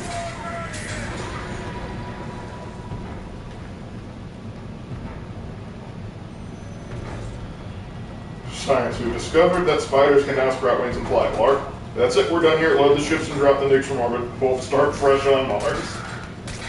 I mean, sometimes you gotta do what you gotta do.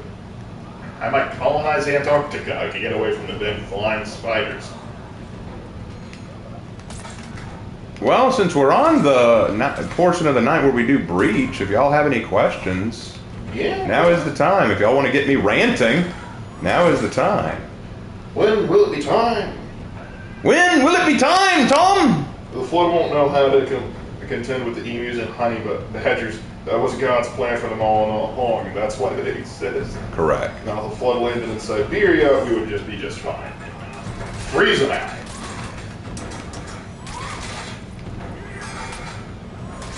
Friday the 13th, Jason loves his machete. Platonically. And physically. Okay. I just think to bringing out the flamethrower like at that point, yeah, but that can get expensive. Raven, do you think that Ubisoft bonded the idea that nobody cares about the lore? Yes, I do believe that. I believe that they've decided that the lore is secondary. Very poor decision on their part. And here's the thing, you know what? I discovered that there was a person on TikTok some time ago who made a video saying that I have a point, and it was back when I was complaining about the Aphira season announcement where they're making out Rabier to be evil, and they admitted that they're based on the Christian king Baldwin IV. And I complained and I said, I don't like the fact that they're making a knight or Christian look evil.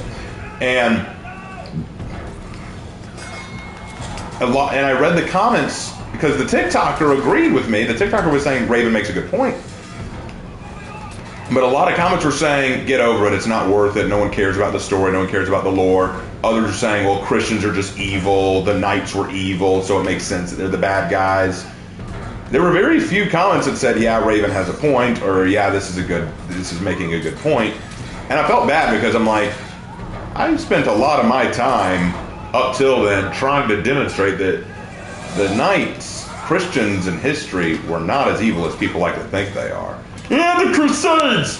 You don't know much about the Crusades, if that's what you think. Yeah. To quote one of our commenters, but then again, Raven, it's on TikTok. That is true. It's basically the visual form of Reddit. I would love if you were the lore lead of Ubisoft. I'd work with it. Why are you ignoring my comment? What comment?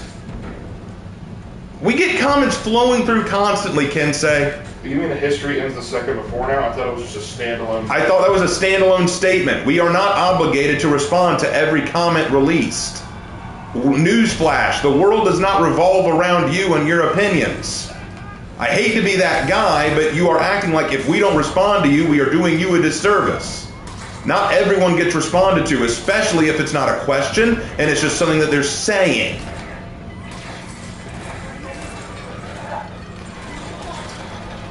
Yep.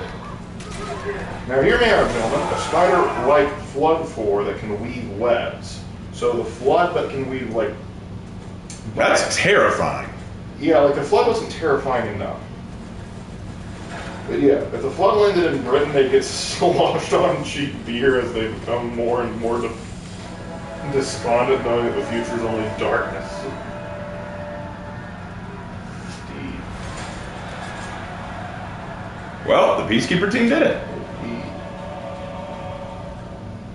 I was at the bottom of the rung, but that's fine. I got a lot of kills. Yeah, you got the second most amount of kills. So. And come on, PK. Yes! We are now overall rep 901. We did it, boys and ladies. I don't know if Hannah's still here. She hasn't said anything in a while. She hasn't said anything in a while. All right, maybe it's just an all-boys night. Fellas, that was Fellas. Raven, do you think there will ever be a Spartan hero in the game? We've talked about that. I have my doubts. I mean, I wouldn't mind it per se, but I don't think it'll happen. Raven, what are your thoughts on Spider-Man 2099, Michael O'Hara? I don't know enough about it either. I don't know enough about that. My opinion on Spider-Man is this. If it's not Peter Parker, it's not Spider-Man. Fair enough. Dumbest TikTok take you've ever heard? Oh, and Hannah's still here. Oh, Hannah's still here? Okay, cool. It's not just a boys' night. The dumbest TikTok take I've ever heard, there's two that are pretty dang. Yeah, the one is the girl who claimed that the Roman Empire didn't exist. Yeah, Rome didn't exist, like, you're, okay, that's stupid. And the other one was is like a bunch of like New Age spiritualists saying like, you too can become Christ because, no, because like, I kid you not, it's like because there's 33 vertebrae in your body, which isn't true when you get older. It's like, but like at the base of the spine, that's where your Christ consciousness resides. It's like, okay, how high were you when you made this? Let's be real. Just, like, I don't know what it is about TikTok, but it makes people make the dumbest takes on anything historical or religious related. The brave mind would not want to consume anything but beer, fish, and chips and tea. Wait a minute. The flood is sort of fungal in nature and reproduces through the spores and stuff. But if they invade Britain, they might create the orcs. Kensei said this one. I posted it a dozen times. Hey, Raven and Lark, please support author YouTuber K.R. Martin. His channel, Crimson Rogue, and his show, The Book Was Better. Okay, two things. Number one, Lark, have you seen this comment pop up? Any number of times. In this stream? I don't think so. Yeah, I don't know what you're talking about. This is the first time I'm seeing it. Second of all, why should I support him? Is he going through something? Do I care particularly about what he's making?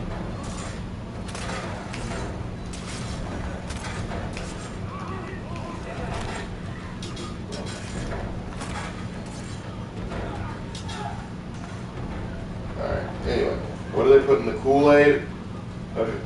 Actually, it really wasn't Kool-Aid. It was actually Flavor Aid at the Jonestown Massacre. Fun fact. Kool-Aid gets a bad rep. Or maybe it gets a bad rep for the wrong reasons. What? Kool-Aid. Here we go. Has there ever been a god of prophecy? And like in which mythology?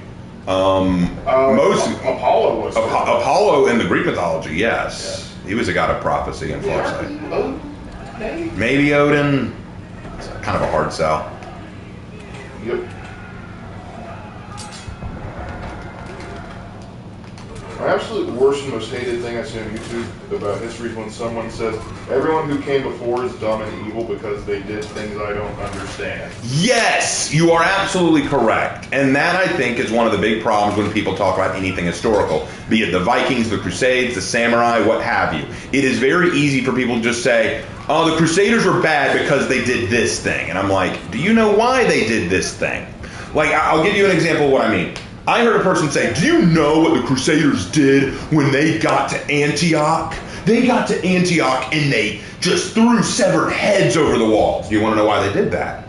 Because when they got there, no, it wasn't Antioch, it was Nicaea. I apologize. When they got to Nicaea, they launched severed heads over the wall. Want to know why they did that? Because when they got to Nicaea, they saw the bodies of members of the Peasants' Crusade, which, by its very name, were a bunch of peasants, people who were unarmed and unable to fight. Their bodies were stacked in grotesque ways by the Muslims of Nicaea as a way to scare off the next coming Crusaders. It was barbaric. So when the Muslims ran out to fight them at Nicaea, they killed them, cut off their heads, and launched those over the walls too to send a message saying, we're coming for you.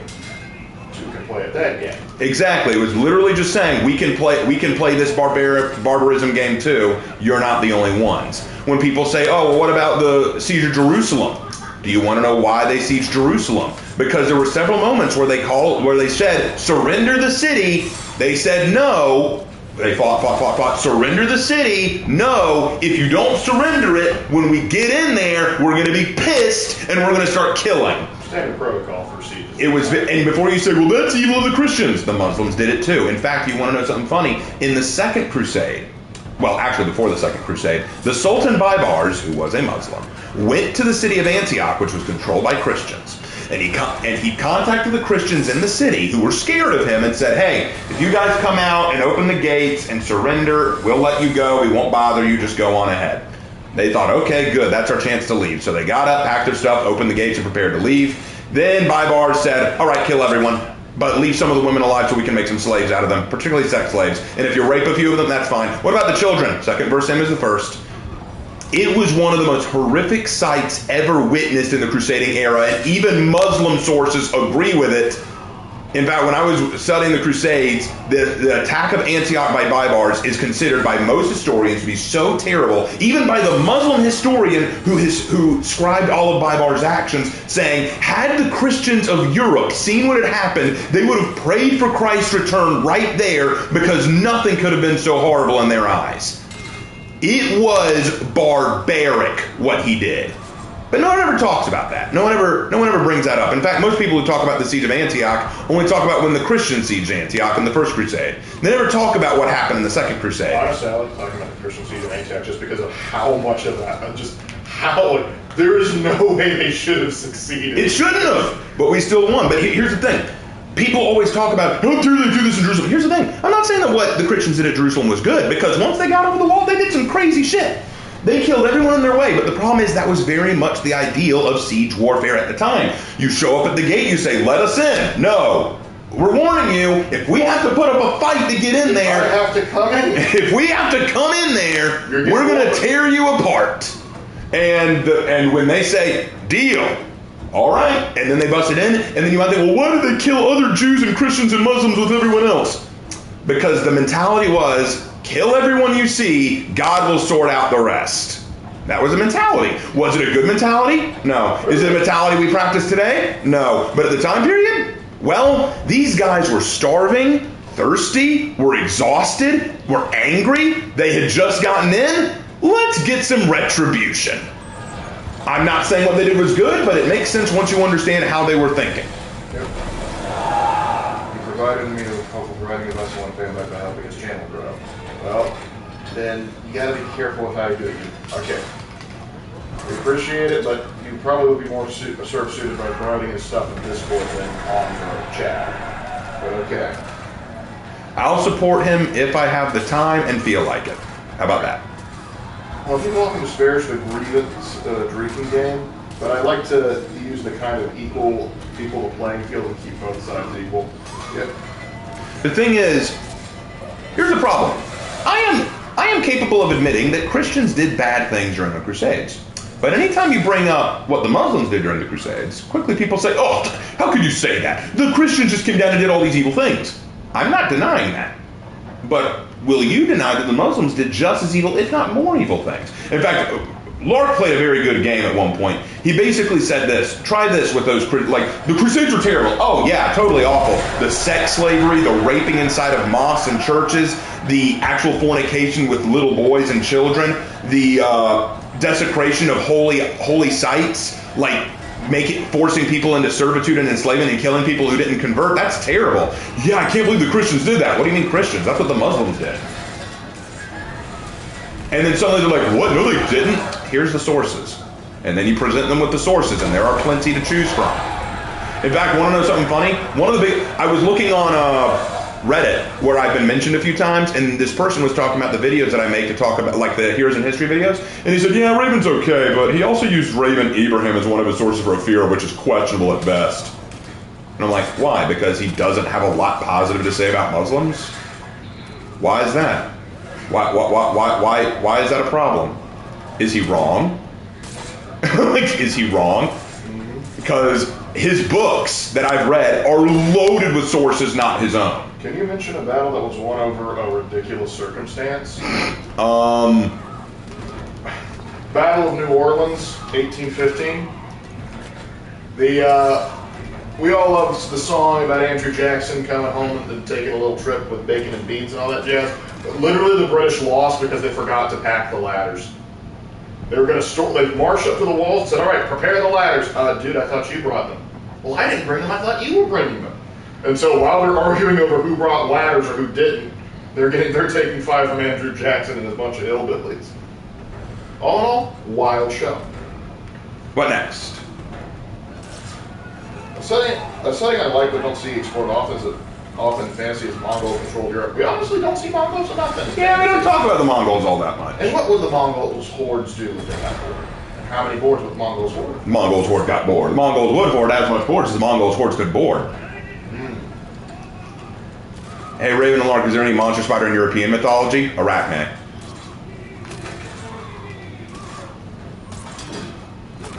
Aside from Jesus, what was the biggest main character moment in history? Moses. Well, that was pretty good. If you're looking for Alexander the Great, maybe? He definitely had main character syndrome. I'd argue Constantine. Yeah, Julius Caesar. My boy Julius. And Augustus, the original and the sequel. Yes, exactly. Oda Nobunaga, I would argue, had some main character syndrome. Charlemagne. Oh, definitely Charlemagne. Charles Martel, too. You're not the king, though. It doesn't matter. I'm more important. El Cid. El Cid is just larger than life, too. That's what I mean. Exactly. John Hunyadi. Peter the Great. Yeah, Peter. We don't know how to build modern ships. Napoleon Bonaparte and George Washington. Excellent. I would argue, like, George, like, I'm not the main character. Guys, he's totally the main character. Napoleon, I am the main character. I'm writing the book. Douglas MacArthur? Yeah, he's okay. Nah, I wouldn't go with Douglas as much. He wish he was. Basil II? Basil the Bulgar Slayer. I can see that. Okay. Heraclius, but it's a tragic. Rasputin? Nah, Rasputin didn't have Tsar Nicholas had more main character syndrome than Rasputin. Speaking of which, some of you remember Mr. Z or Monsieur Z. He has an alternate history series about what if Tsar Nicholas or Star Nicholas survived. And it's wacky. Stalin becomes a priest. Hitler actually becomes a painter. It's a wild ride, guys. Check it out. Anyway, the Pilgrim's Pass made a video about that Aztecs were victims of Christians, Christians were victims of Muslims, Muslims were victims of Mongolians, and Mongolians victimized everyone. I would disagree with only half of that, actually. The Muslims were not victimized by the Mongols. They picked a fight where they didn't need to. No, the Persian Sultan. As for the Mongols victimizing everyone, they really didn't, actually. The Mongols were, starting with Genghis Khan, they spread out very quickly, and they tried not to lay siege to too many people because they wanted those people to join the Mongol steppe and join their empire that was growing so fast. It was basically, you can come willingly, or it goes back to the old siege mentality. If I have to come in there, I'm bringing a whooping. It's the idea that basically Genghis was trying to say, hey, we're going to build this empire, and you get to be part of it. Are you lucky or what? You know, like you lucky or what? And if you say, well, what if I don't want to be part of it? Well, then you're not necessary to the empire, and you can be a part of the empire, or it can be part of this pile of skulls. Come on. So yeah, it depends. Like once you were under control, like once the Mongols took control of an area, it was relatively peaceful and safe. It was actually funny. The Mongols actually had like one of the first times they had tried to have like an inter-religious dialogue where Muslims, Christians, and Buddhists met up to try and talk, but that did not go the way the Mongols expected. Question, Raven and Lark. Here's a challenge. Give a rundown of the rise and fall of the Aztec Empire, including why they rose, why they were successive, and why they fell, and could they have survived. I am not an expert on Aztec history, but I will try based on the limited research that I've done. The Aztec Empire was actually a alliance of 3 different nations that came together and formed the Aztec Empire. But the one that usually people think about is Tenochtitlan, which was the home of the Mexica. I don't know all the details as to how they came to power. I know that there was a massive civil war in which the Aztecs won and claimed power. That's all I know. But I can tell you why they were successful. The Aztecs were successful largely because of a major passive hands-off policy. They did not interfere with everyone else. They basically let everyone else do their own thing. It was a lot like the Persian Empire. Basically, we'll let you still be you, but make sure you pay taxes, give us military strength when we need it, and don't get in the way of travel and commerce. Basically, that's all you have to do, and we're cool. And because of that, people were free to be who they wanted to be, and since many territories in the Aztec territory were so similar to each other in terms of practices, style, warfare, and all that, it was easy for them to assimilate and work together. And the Aztecs were good at keeping an eye on the vassal states that they owned. Every year they would launch a conquest campaign where they would basically go out and say, all right, let's check on this territory. Are you guys still members of the group? Are you still Aztecs? Are you willing to pay tribute? And if they said, yes, totally, well, give us the tribute. And then it's like, all right, you're still Aztecs, bye. If they said, no, then do we need to come and remind you? Yeah, bring it on. All right, we will start a small war with you. So they would start a war, make sure that they're obeying, and if everything went, and if the Aztecs won, they'd usually say, all right, we're going to destroy one of your monuments or one of your important buildings just to remind you of your place, and you have to give us, let's say, 75 sacrificial slaves. And then it's like, okay, fine. And then that took care of the problem. No need to destroy them. No need to break them. We still need them, right? But let's say that the Aztecs lost. Let's say that now all of a sudden lots of other people start saying, wow, okay, let's all break away from the Aztecs, huh? So now the Aztecs have a real problem on their hands, so they need to start fighting back even harder. Now, what happened was, the reason they started to fall was 2 reasons. Number one, it was the same reason they were successful. It was because of their hands-off personality. Because they were so hands-off, it meant that there wasn't a whole lot of fear of rebellion. There was always this kind of sense that, well, we're not real Aztecs. We can do what we want, really. It's not a big deal if we break away. And what happened was, they were going through the Flower Wars at the time. The Aztecs were having a hard time breaking this one specific nation. I can't remember what it was called now. I think it was the Texlaca, but I can't remember. Anyway, they were having trouble breaking it, so they were in the middle of a flower war with it. And some of these groups, like the Texcoco, all said, hey, you know, the Aztecs are now dealing with these Europeans like Cortez. What if we got Cortez on our side and used their technology and weaponry to fight back? So they convinced Cortez to work with them to overthrow the Aztecs. And it was largely the Texlacans, I think you may be right, the Tlaxcalans. And that led to the Aztecs' downfall, because a couple of things happened. Cortez basically saw that a lot of what they were doing was barbaric. They said, look, we've beaten the Aztecs, we're going to get rid of this human sacrifice nonsense, this is ridiculous. And we'll be real honest, a lot of them were like, okay, yeah, that's fine with us. Like, it's not a big deal, really. We're not all that worried about it. Now, don't get me wrong, Cortez was a monster. He did a lot of bad things, and I'm not questioning that. But he also basically told them that human sacrifices will stop, which was a necessary thing. So, yeah. And that's what led to the downfall of the Aztecs. There's more to it than that. I'm sure I left out a lot of information, but I tried to explain it as best as I could, given my limited knowledge. The Aztecs love being on top of the world. The other tribes who joined Cortez, death stare. Well, and the funny thing is, I don't want you to get the wrong idea. The Aztecs weren't super oppressive. It was the opposite. They were too hands-off to the point that these nations saw an opportunity to rebel and said, well, we have no reason to stay. Because that's the thing. When you're so hands-off that you don't even benefit the other tribes. Like, think about it like this. Let's say that, let's pretend I'm an Aztec. Let's make Aztec people. I am Aztec. And my best friends, who I have working under me in my office, that I run a business, they're working me on, we got Bob and we got James. Bob and James, right? They work under me. They're my employees. And I'm like, guys, I'm going to let you both do your own thing, okay? You go do your own thing. Like, wait, you're not going to punish us if we do something wrong? Nope. As long as you show up on time for work and do your job and clock out at the end of the shift, we're cool. I'll just check on you every day or so. Okay, cool, that's awesome. But then all of a sudden along comes Sam, and Sam beats up Bob, and Bob goes, Aztec, help us, help us. I'm not going to help you, that's your thing, man. That's part of the hands-off policy. I don't have to help you. I mean, I can, but I'm kind of busy with my own thing right now. So Bob says, well, why should we help Aztec? You know? He may be higher than us, we may be his vassal state, but we're not exactly benefiting a whole lot from him, so why should we stay in his employ? So then suddenly along comes another guy saying, I'm hoping to become CEO of this company. And I go, Bob and James got my back. And Bob and James go, I don't know. What have you done for us recently? Essentially. Like, we see an opportunity here. I hope that makes sense. And I know that that's a very rough analogy, but Indeed. How would that compare to the Roman Empire? Complete night and day difference. The Roman Empire was much more hands-on. It also varies because we have certain territories within Rome that were basically client states where like, pay us, don't attack us, keep the enemies out the border, we'll be good. Like Armenia was on several times a client state. There were several, like Mauritania used to be a client state, but there were several places that were directly controlled by Rome and even became senatorial province, meaning that you might have senators that even originated from there.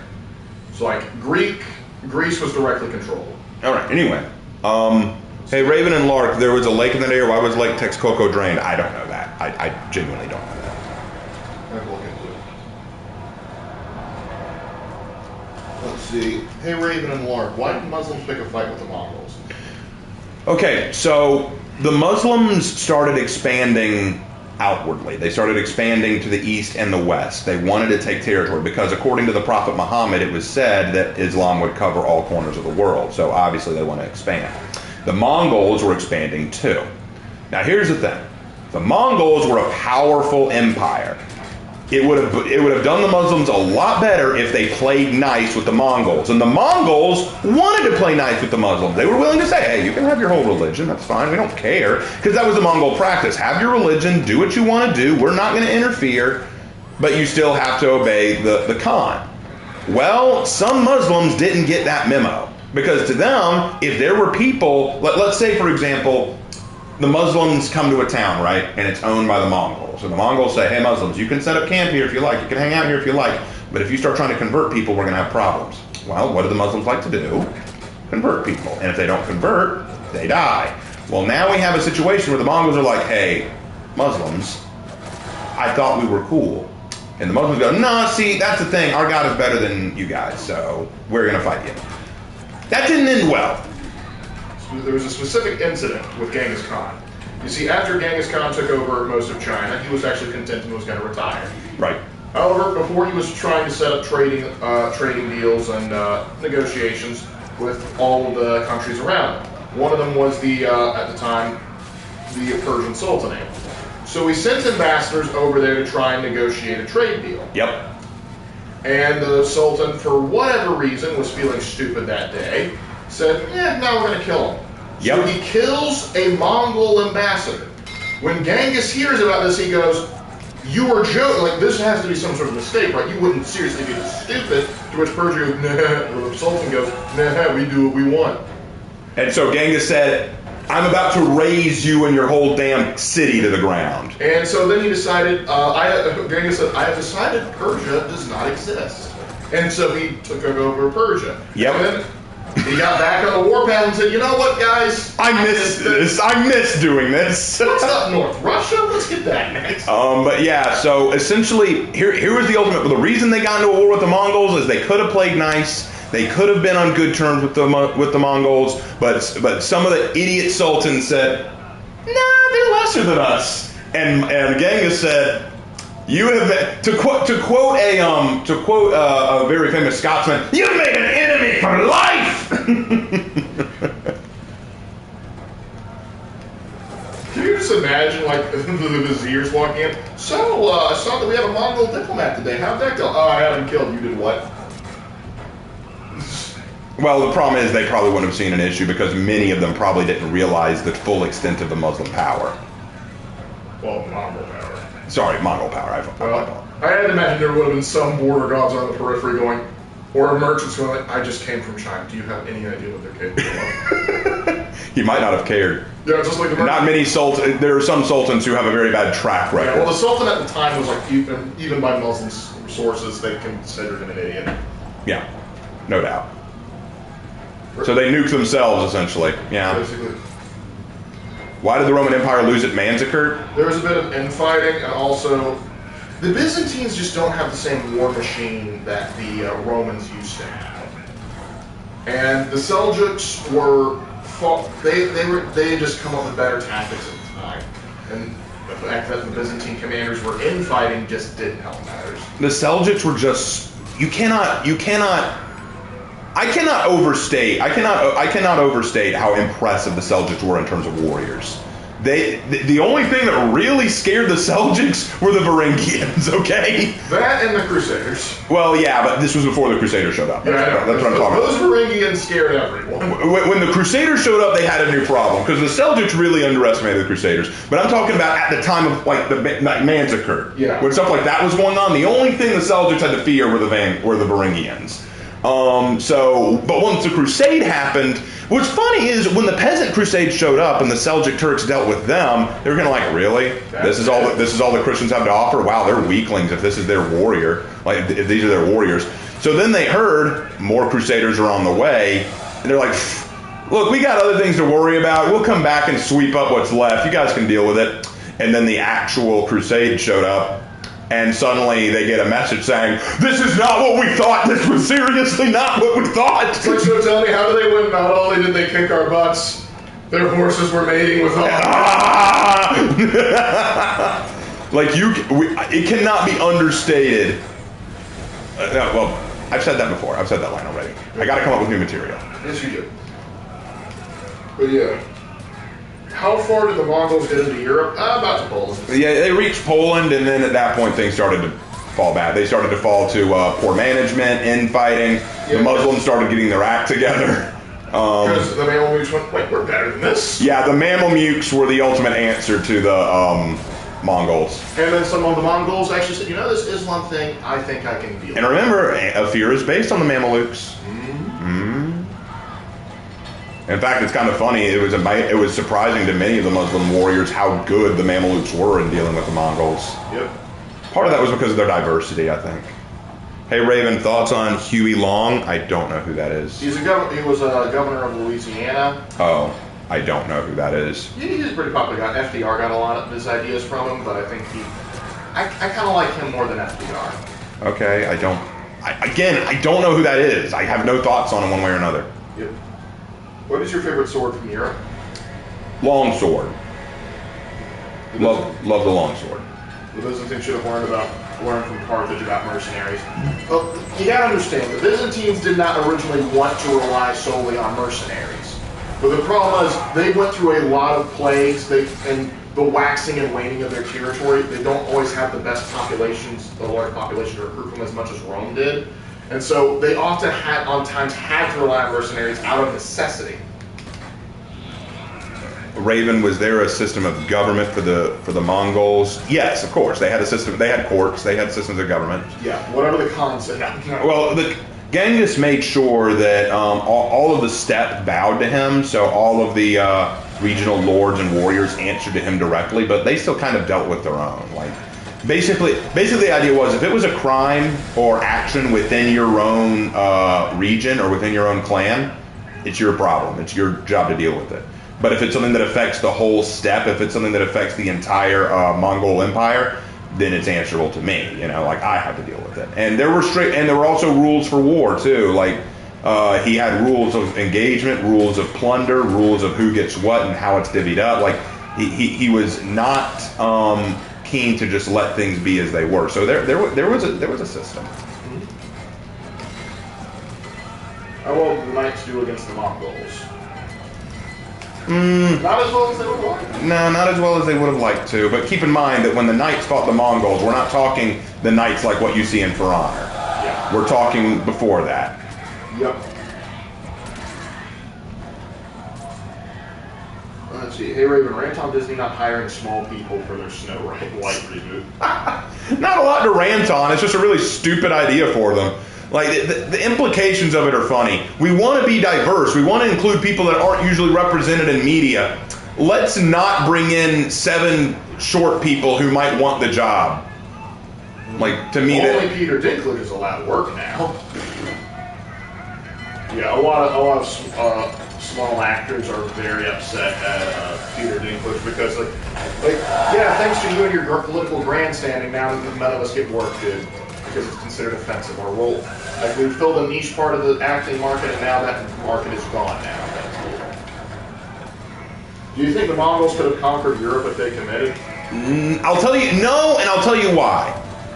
Because they couldn't do it without Genghis. Genghis was the man, okay? And once Genghis died, his sons and grandsons just proved that they could not handle. Another reason is because once he gets further into Europe, he's dealing with a lot more different kinds of threats, and some of them he can't bribe into submission. Genghis was very good, like most of the Mongols, were very good at basically saying, here, we're going to give you this, we're going to give you this, play nice. If we can't assimilate you, you're going to play ball with us, okay? But there were some people later on down the line in Europe at that time who would not want to play ball. That's a problem.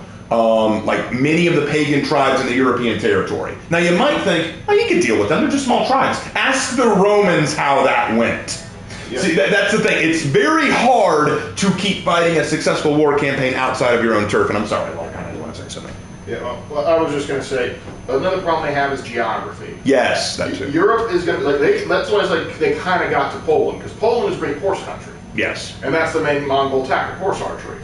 But the thing is, once you start getting into Germany with the Black Forest, it gets to be rougher terrain, then having to deal with the Alps and all that other stuff, you're going to have a lot more, you're going to have a lot harder time. Not to mention, think about who the Mongols took out previously. China, one continuous empire. Once you start to whittle down their main forces, you can take the whole kit and caboodle. Same thing with Persia. Right. And Persia also is pretty good, a lot of places are pretty good horse country. But then you get into Europe where there's a bunch of different states. You might fight your dang hardest and you conquered one small little state. Well, guess what? The Holy Roman Empire's got another 30,000 for you to go through. But I wasn't entirely wrong. No, you weren't wrong at all. I was about to say. I was just heading. Oh, I thought you were correcting me. I was like, oh. Castles there in Germany alone. Yeah, exactly. It's like, all right, we took this castle. That was pretty small. No, there's like 30 more like that. Just in this one province. Now, I'm enjoying this conversation, but I will let y'all know this will probably be the last match of the night. So, if y'all want me to rant on anything at all or have any last minute questions, let's get them out now.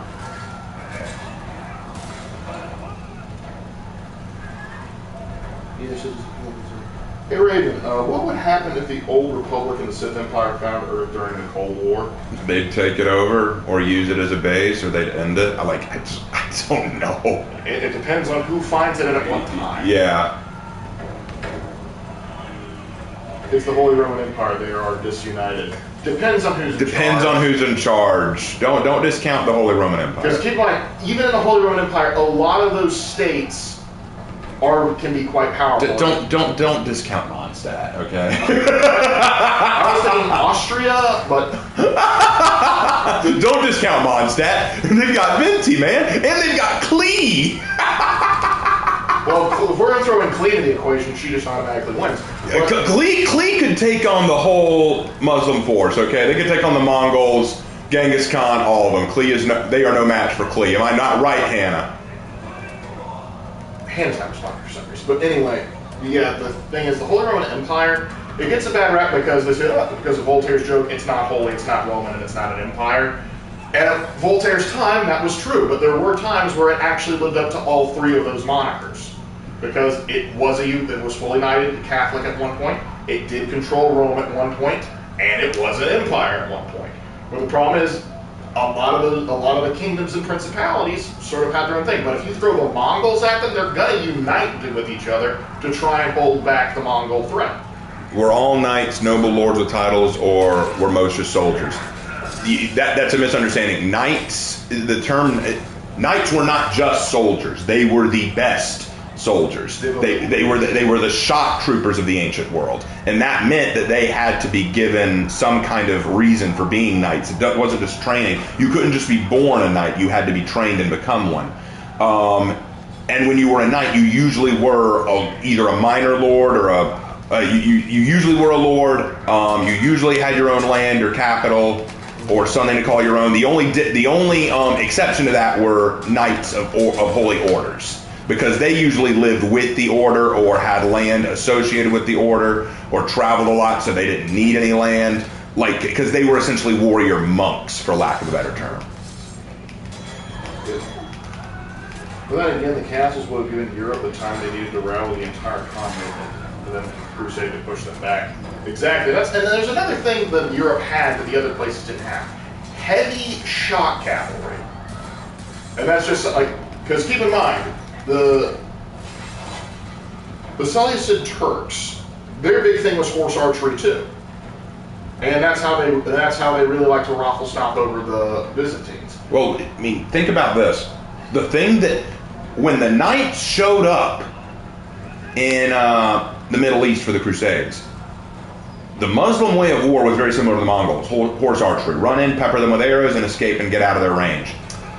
Meanwhile, the knight way of fighting was hard horse cavalry and run you down.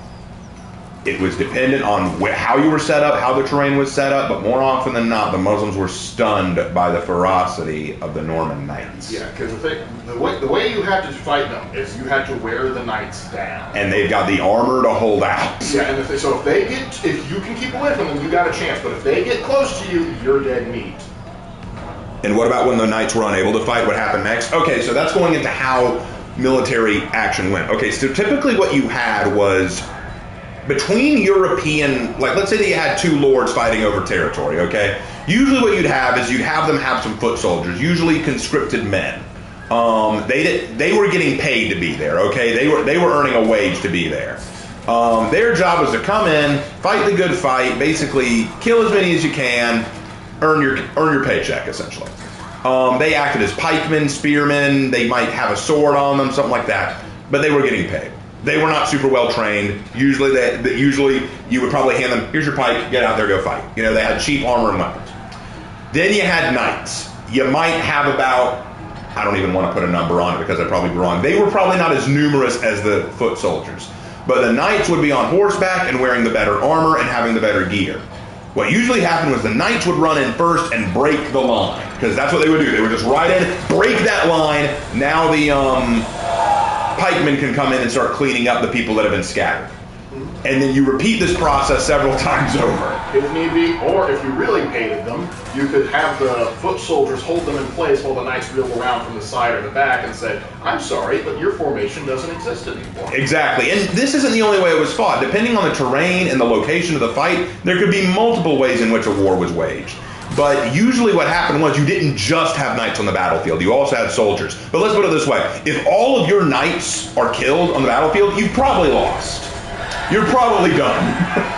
If all of your knights are gone and they still have knights, you're probably finished. Unless you got a bunch of long bowmen in the back, you're not going. That's probably the time when you say, all right, let's talk terms. Let's talk surrender. He is generous enough to let you talk those terms. And they might, because again, if this is two European powers, they might be answerable to the church. And then the church may say, why didn't you show mercy or clemency in this case? Yep. Or sometimes if you're trying to save face, you can have your wife pretend like, please be merciful, and you're like, oh, okay. Who's winning the fight, the Romans or the Mongols? Well, the Byzantines, the Romans, did fight the Mongols, and the Mongols kind of won. But I'm sure you mean classical Romans, and... It depends who's in charge, but the Mongols kind of had a tech advantage at that point. I mean, if you have a commander that was able to beat the Parthians come up against the Mongols, they got a shot. Yep. Hey Raven, what is your lore-friendly in-universe rationalization to explain For Honor weapons magically cutting through armor like butter? Game mechanics. Because when I write lore for Honor, I don't consider the magical properties of weapons and stuff. I treat the fact that weapons go through armor so easily with the reality that this is a game and that's the way they've set it up. But when I write lore, when I write stories for Honor, I leave that out. What did the Mongols think of Christianity when they encountered it? Just another religion for the most part. Yep. An interesting religion, but... There actually was an argument between some of the Mongol generals talking about, hey, maybe we can unite with the Christian forces to basically flank the Muslims. Yep, during the Seventh Crusade, there was actually talk about a very sympathetic Mongol offering aid so that they could do a two-way fight, like a fight against the against the Muslims alongside the Christians. The problem is that Christian sympathetic Mongol died, and the new guy that replaced him didn't really care.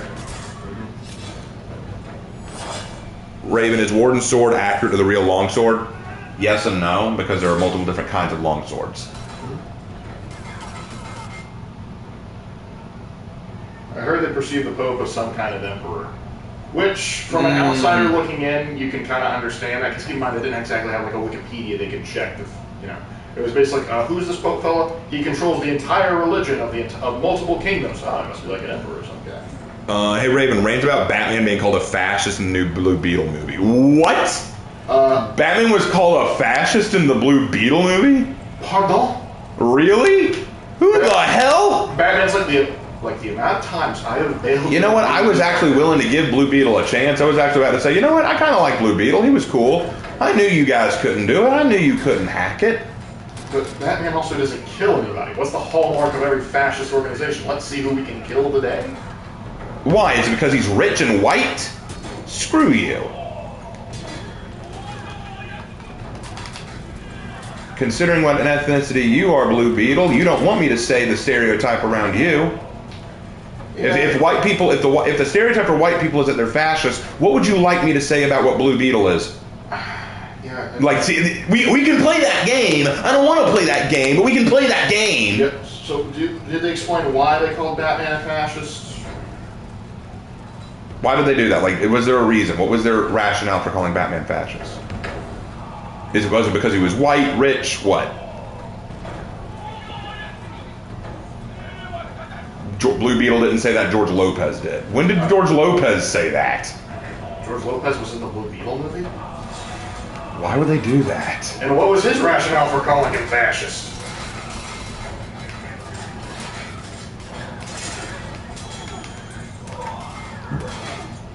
The director of Blue Beetle said that he wanted the election of Trump to end like Lincoln or something like that on that lines. He wanted a civil war when Trump was elected? I hope he's joking, because that's funny. Yeah. I'm confused too, Colin. I'm very confused by that. Oh, George Lopez plays Blue Beetle's father. Oh. This is Batman brutalizes the poor. Newsflash, he brutalizes everyone. Yeah. Listen, equal opportunity brutalization. To quote Batman the Brave and Bold, the hammer of justice is unisex. Look, here's the thing. You break the law, he's going to beat the hell out of you.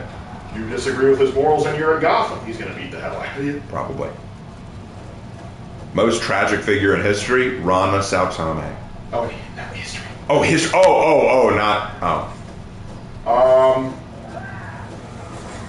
Tsar Nicholas II's got a kind of sad story. Let's see, who else? We got several to choose from. There's several. I would say Constantine the 11th, the last emperor of Constantinople. His life sucked. But he went out with a bang. That he did. that he did. Maybe Belisarius. Yeah, he had. Yeah, Belisarius had it rough. My boy got shafted. Majorian? Oh yeah, Majorian and Silico both. That makes me sad. That is how you get a large diagnosed with depression, bringing up Majorian. He could have rebuilt the empire, man. Heraclius, same for him. Yep. Like Majorian 2.0. Well, Aurelian. He finally put the world back together and they killed him for it. Well, anyway, let's move on from that discussion because we're nearing the end of this fight. So let's. Wasn't Tsar Nicholas incompetent? He wasn't the most competent leader, but the thing is, He wasn't an idiot.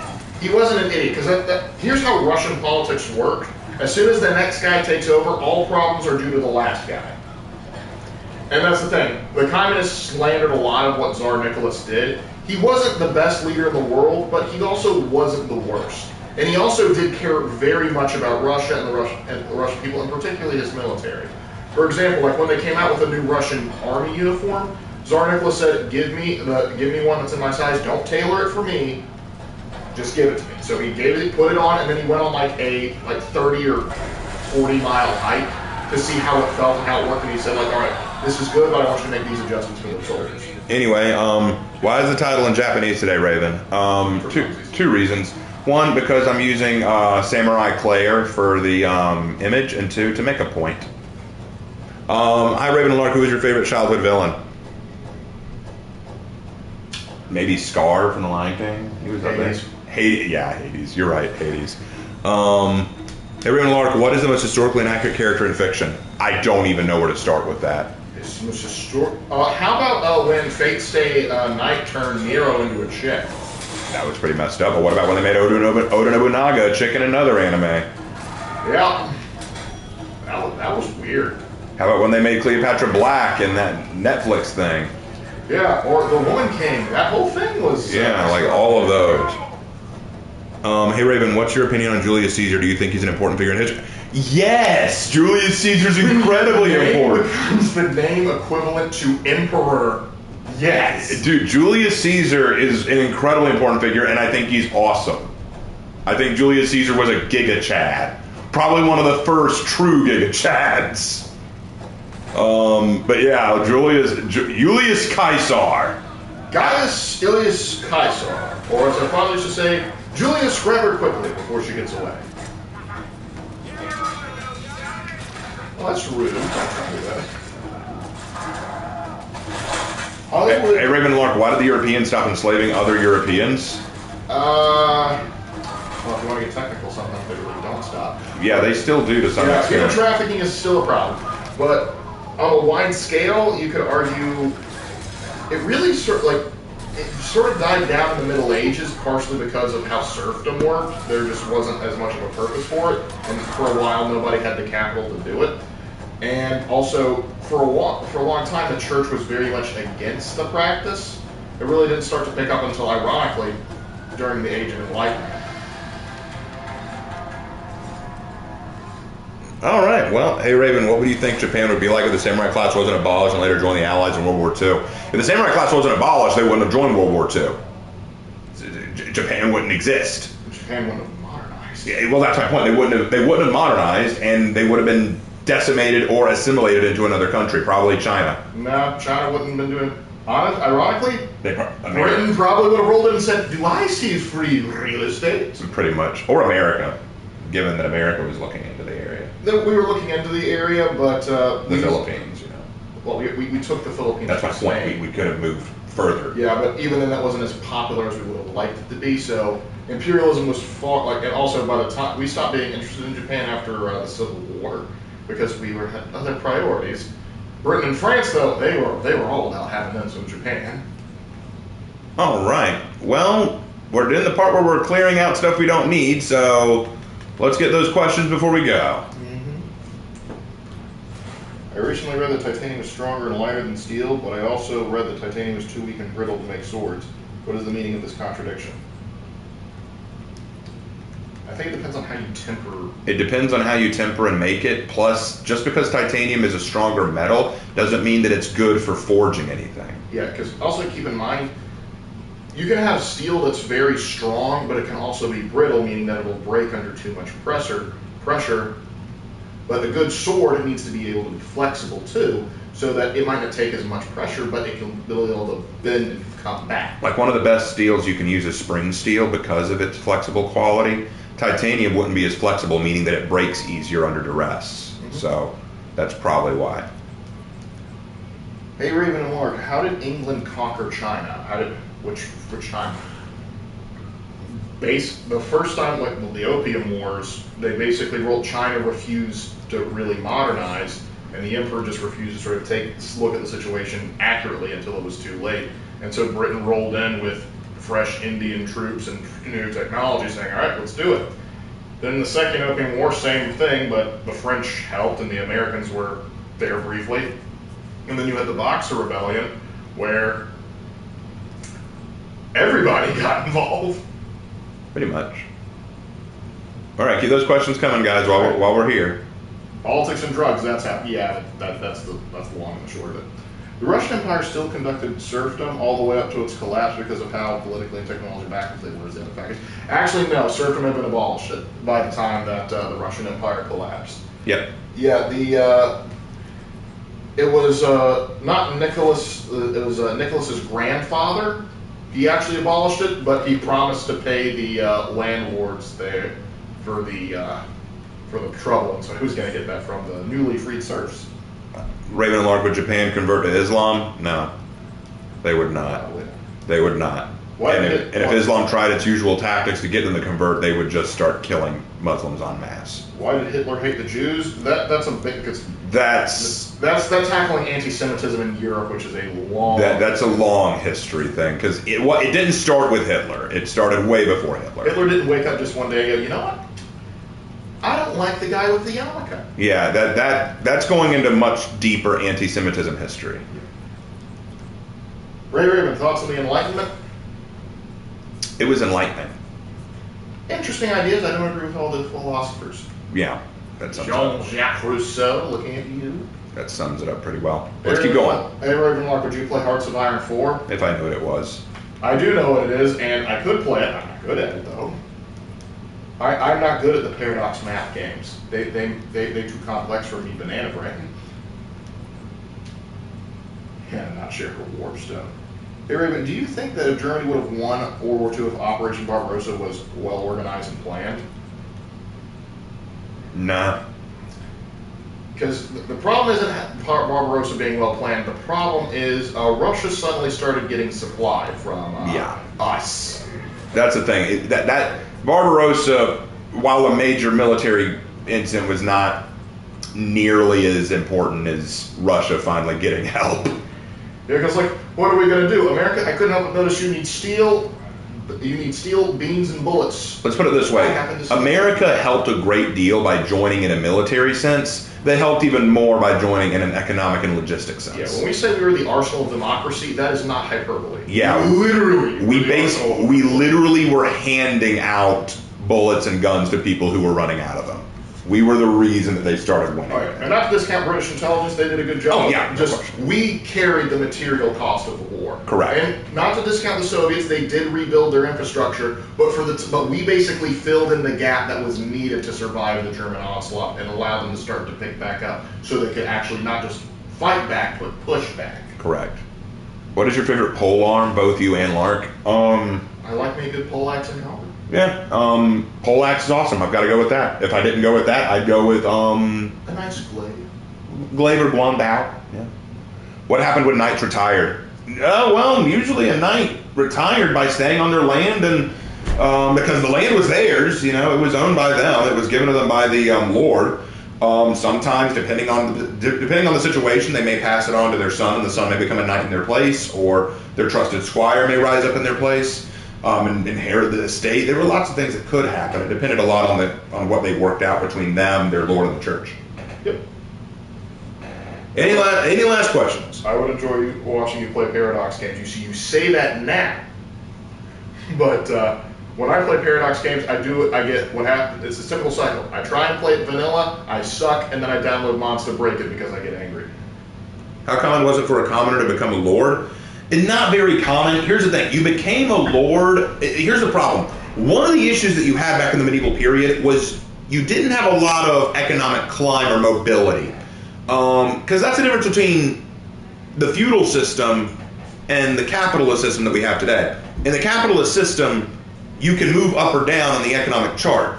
In the feudal system, you were kind of stuck where you were. That changed with the arrival of mercantilism, where we started having traveling merchants. Those merchants could make their wealth and gain through selling and moving around to sell to different people. But in a feudal system, basically how it worked was you were given a plot of land, you stuck with that land for the rest of your life. The people who worked that land for you made their living by helping you and getting to keep some of what they made, but they couldn't really go anywhere. They were kind of stuck where they were. And so if you were just a simple peasant, if you were just a local farmer or cow farmer, that's probably what you spent the rest of your life doing. Now let's just say that you're a foot soldier, right? You're a foot soldier and you run out into the battlefield and you save the king from getting killed, right? Well, that king may say, wow, I really appreciate what you did. For what you did, I'm going to give you your own land and your own title. That could happen, but what are the odds of that happening? So it wasn't a common thing. Could it happen? Absolutely it could happen. Was it a common thing? Not really. There aren't a lot of situations where that would happen. Yep. To put it in like, a commoner probably is not going to become a lord. Yeah. Perhaps in a few generations down the line he could. Yeah, I mean maybe later on. Let's say like you start out as a serf, but you earn enough money doing side jobs to basically buy your own freedom. Then your son, based off of your success, becomes a merchant. Right. His son is a little bit more wealthy merchant. In fact, can sort of send one of his sons off to become trained to become a squire and then become a knight. That knight becomes big, powerful, and prominent by serving in command, and eventually he or maybe one of his sons can marry into a noble family. How much did it suck to be a peasant in the feudal era? Not as bad as it's not as bad as you'd think. I mean, you wouldn't want to live it, but it wasn't. Here's the thing: people like to say knights would just abuse their serfs. No, they did not, and I'll tell you why. Because the knights didn't. The knights may run the land; they didn't work the land. The serfs did. If you abuse or kill your serfs, who's going to work your land and turn you a profit? Oh. So they took care of their serfs. Okay, let's see. Even more, how come the Dark Age and the Middle Age is about most of human history? It's not. It is not most of human history. Keep in mind, like, that's from the Dark Ages, let's say you got about, say, 500 AD to about, say, 1500 AD. That's about, let's be generous and say that's about a 1,000-year period. Yeah. We have historical records going back to, like, 3000 BC and sometimes even earlier. So that's, that's only like a fraction of human history. It's a long time to be sure, but it's still a long period. Yep. How much did it? Oh, I read that one. Lord of the Mongols ever retained their strength as they had when Genghis Khan was in power? No, they didn't really regain it. They retained it for a while. The closest we could get is just like the continuation with the Yuan dynasty. And Raven and Lark, what action or event will be Disney's killing blow? It could very well be this next Snow White. I'm not sure. Like, they're kind of bleeding out and just dying. They're like a festering corpse. I don't know if there will be an official killing blow, but I don't think they're going to recover. They would have to first clean house from the top. Clean house from the top and go back to trying to work on what made them great. And they're not going to do that. Raven, what's your opinion on the Battle of Britain? Do you think it ended Germany's grip on Europe? No, I don't think it ended their grip on Europe. It was the first time they truly it was the first time they were losing, but it didn't break their hold. What broke their hold was... I think it ruined any chance of them invading Britain. Yeah, I mean, they weren't going to invade Britain, but they still had a grip on France and everything. I would say D-Day was probably the official break of the Nazis' expansion. I mean, here's what happened with the Battle of Britain. They stopped advancing so much. And then D-Day started their retreat, I would say. Yeah, because keep in mind, after Battle of Britain, they're like, well, that didn't work. Anyway, let's go pick a fight with the Soviets. Literally, and then they started making massive gains until the Soviets finally got their act together. What will happen when Disney fails? It'll be a sad day, but here's the thing. I don't think Disney's ever going to truly fall. And what I mean by that is, they will always exist. They just won't be the powerhouse they used to be. Sort of like, they're basically doing what Bud Light's doing, but in slow motion. Maybe. No, I think it was when the Battle of Kursk was lost. Kursk? That you could argue. You could argue that. I mean, but they still held on to a bit of Europe, but the Soviets were starting to make some massive gains out. Yeah. Maybe DreamWorks would buy it. That would be irony at its finest. That it would.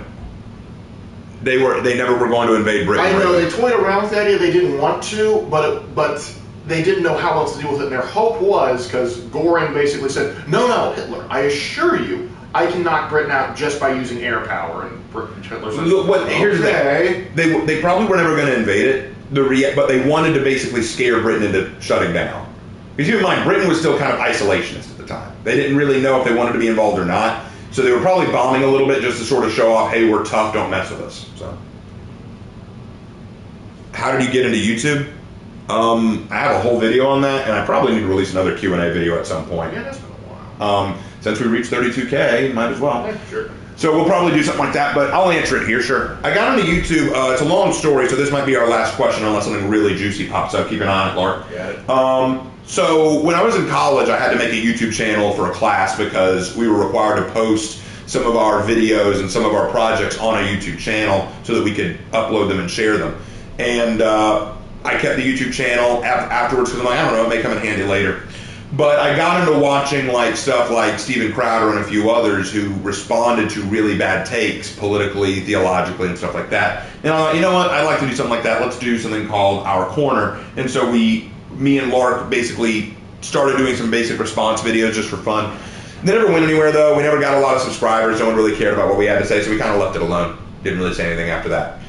And then I got into For Honor and was really enjoying For Honor, and I realized that whenever I tried to watch a For Honor YouTuber, no one was saying anything positive. Everyone was kind of negative, and I felt bad about that. So I said, you know what? I'm going to be the voice. I'm going to be the change. And if no one listens to me, whatever, but I will still try to give my thoughts. So I started making videos on For Honor, talking about how much I loved it, talking about how much I enjoyed the game, talking about the historical inspiration for heroes, talking about my advice on the heroes, something like that. And to my surprise, very gradually, people started watching. And so I decided to do more stuff. I decided to talk about my writing. I decided to talk about some of my adventures, some of my ideas. I started to talk about Dead by Daylight. I started to talk about Rainbow Six. And very gradually, more and more and more and more have grown. And so that's kind of how I got into YouTube. And that would be, I think that's how I really got into YouTube. Tips on fighting Kensei. This is hard to do, but I'll tell you this. When they wind up for their overhead unblockable, light them or bash them. Quick. You need to do it quick because they will not have hyper armor while charging that up. Now, if they do a soft feint to light or side heavy, they will get their hyper armor. So if you can bash, bash. That would be my response. Do I think the whole woke stuff is dying down? It's kicking and screaming on the way out. Atla says he asked a question earlier, but we're kind of running out of time, Atla. Oh, how can I... Listen, if we know how to make an empire out of Disney, like Disney, old Disney, don't you think we would have done it? There's more to it than just a little know-how. But yeah, I think that's it. All right, well, I think that's going to do it for us tonight. We've been on way longer than we normally do.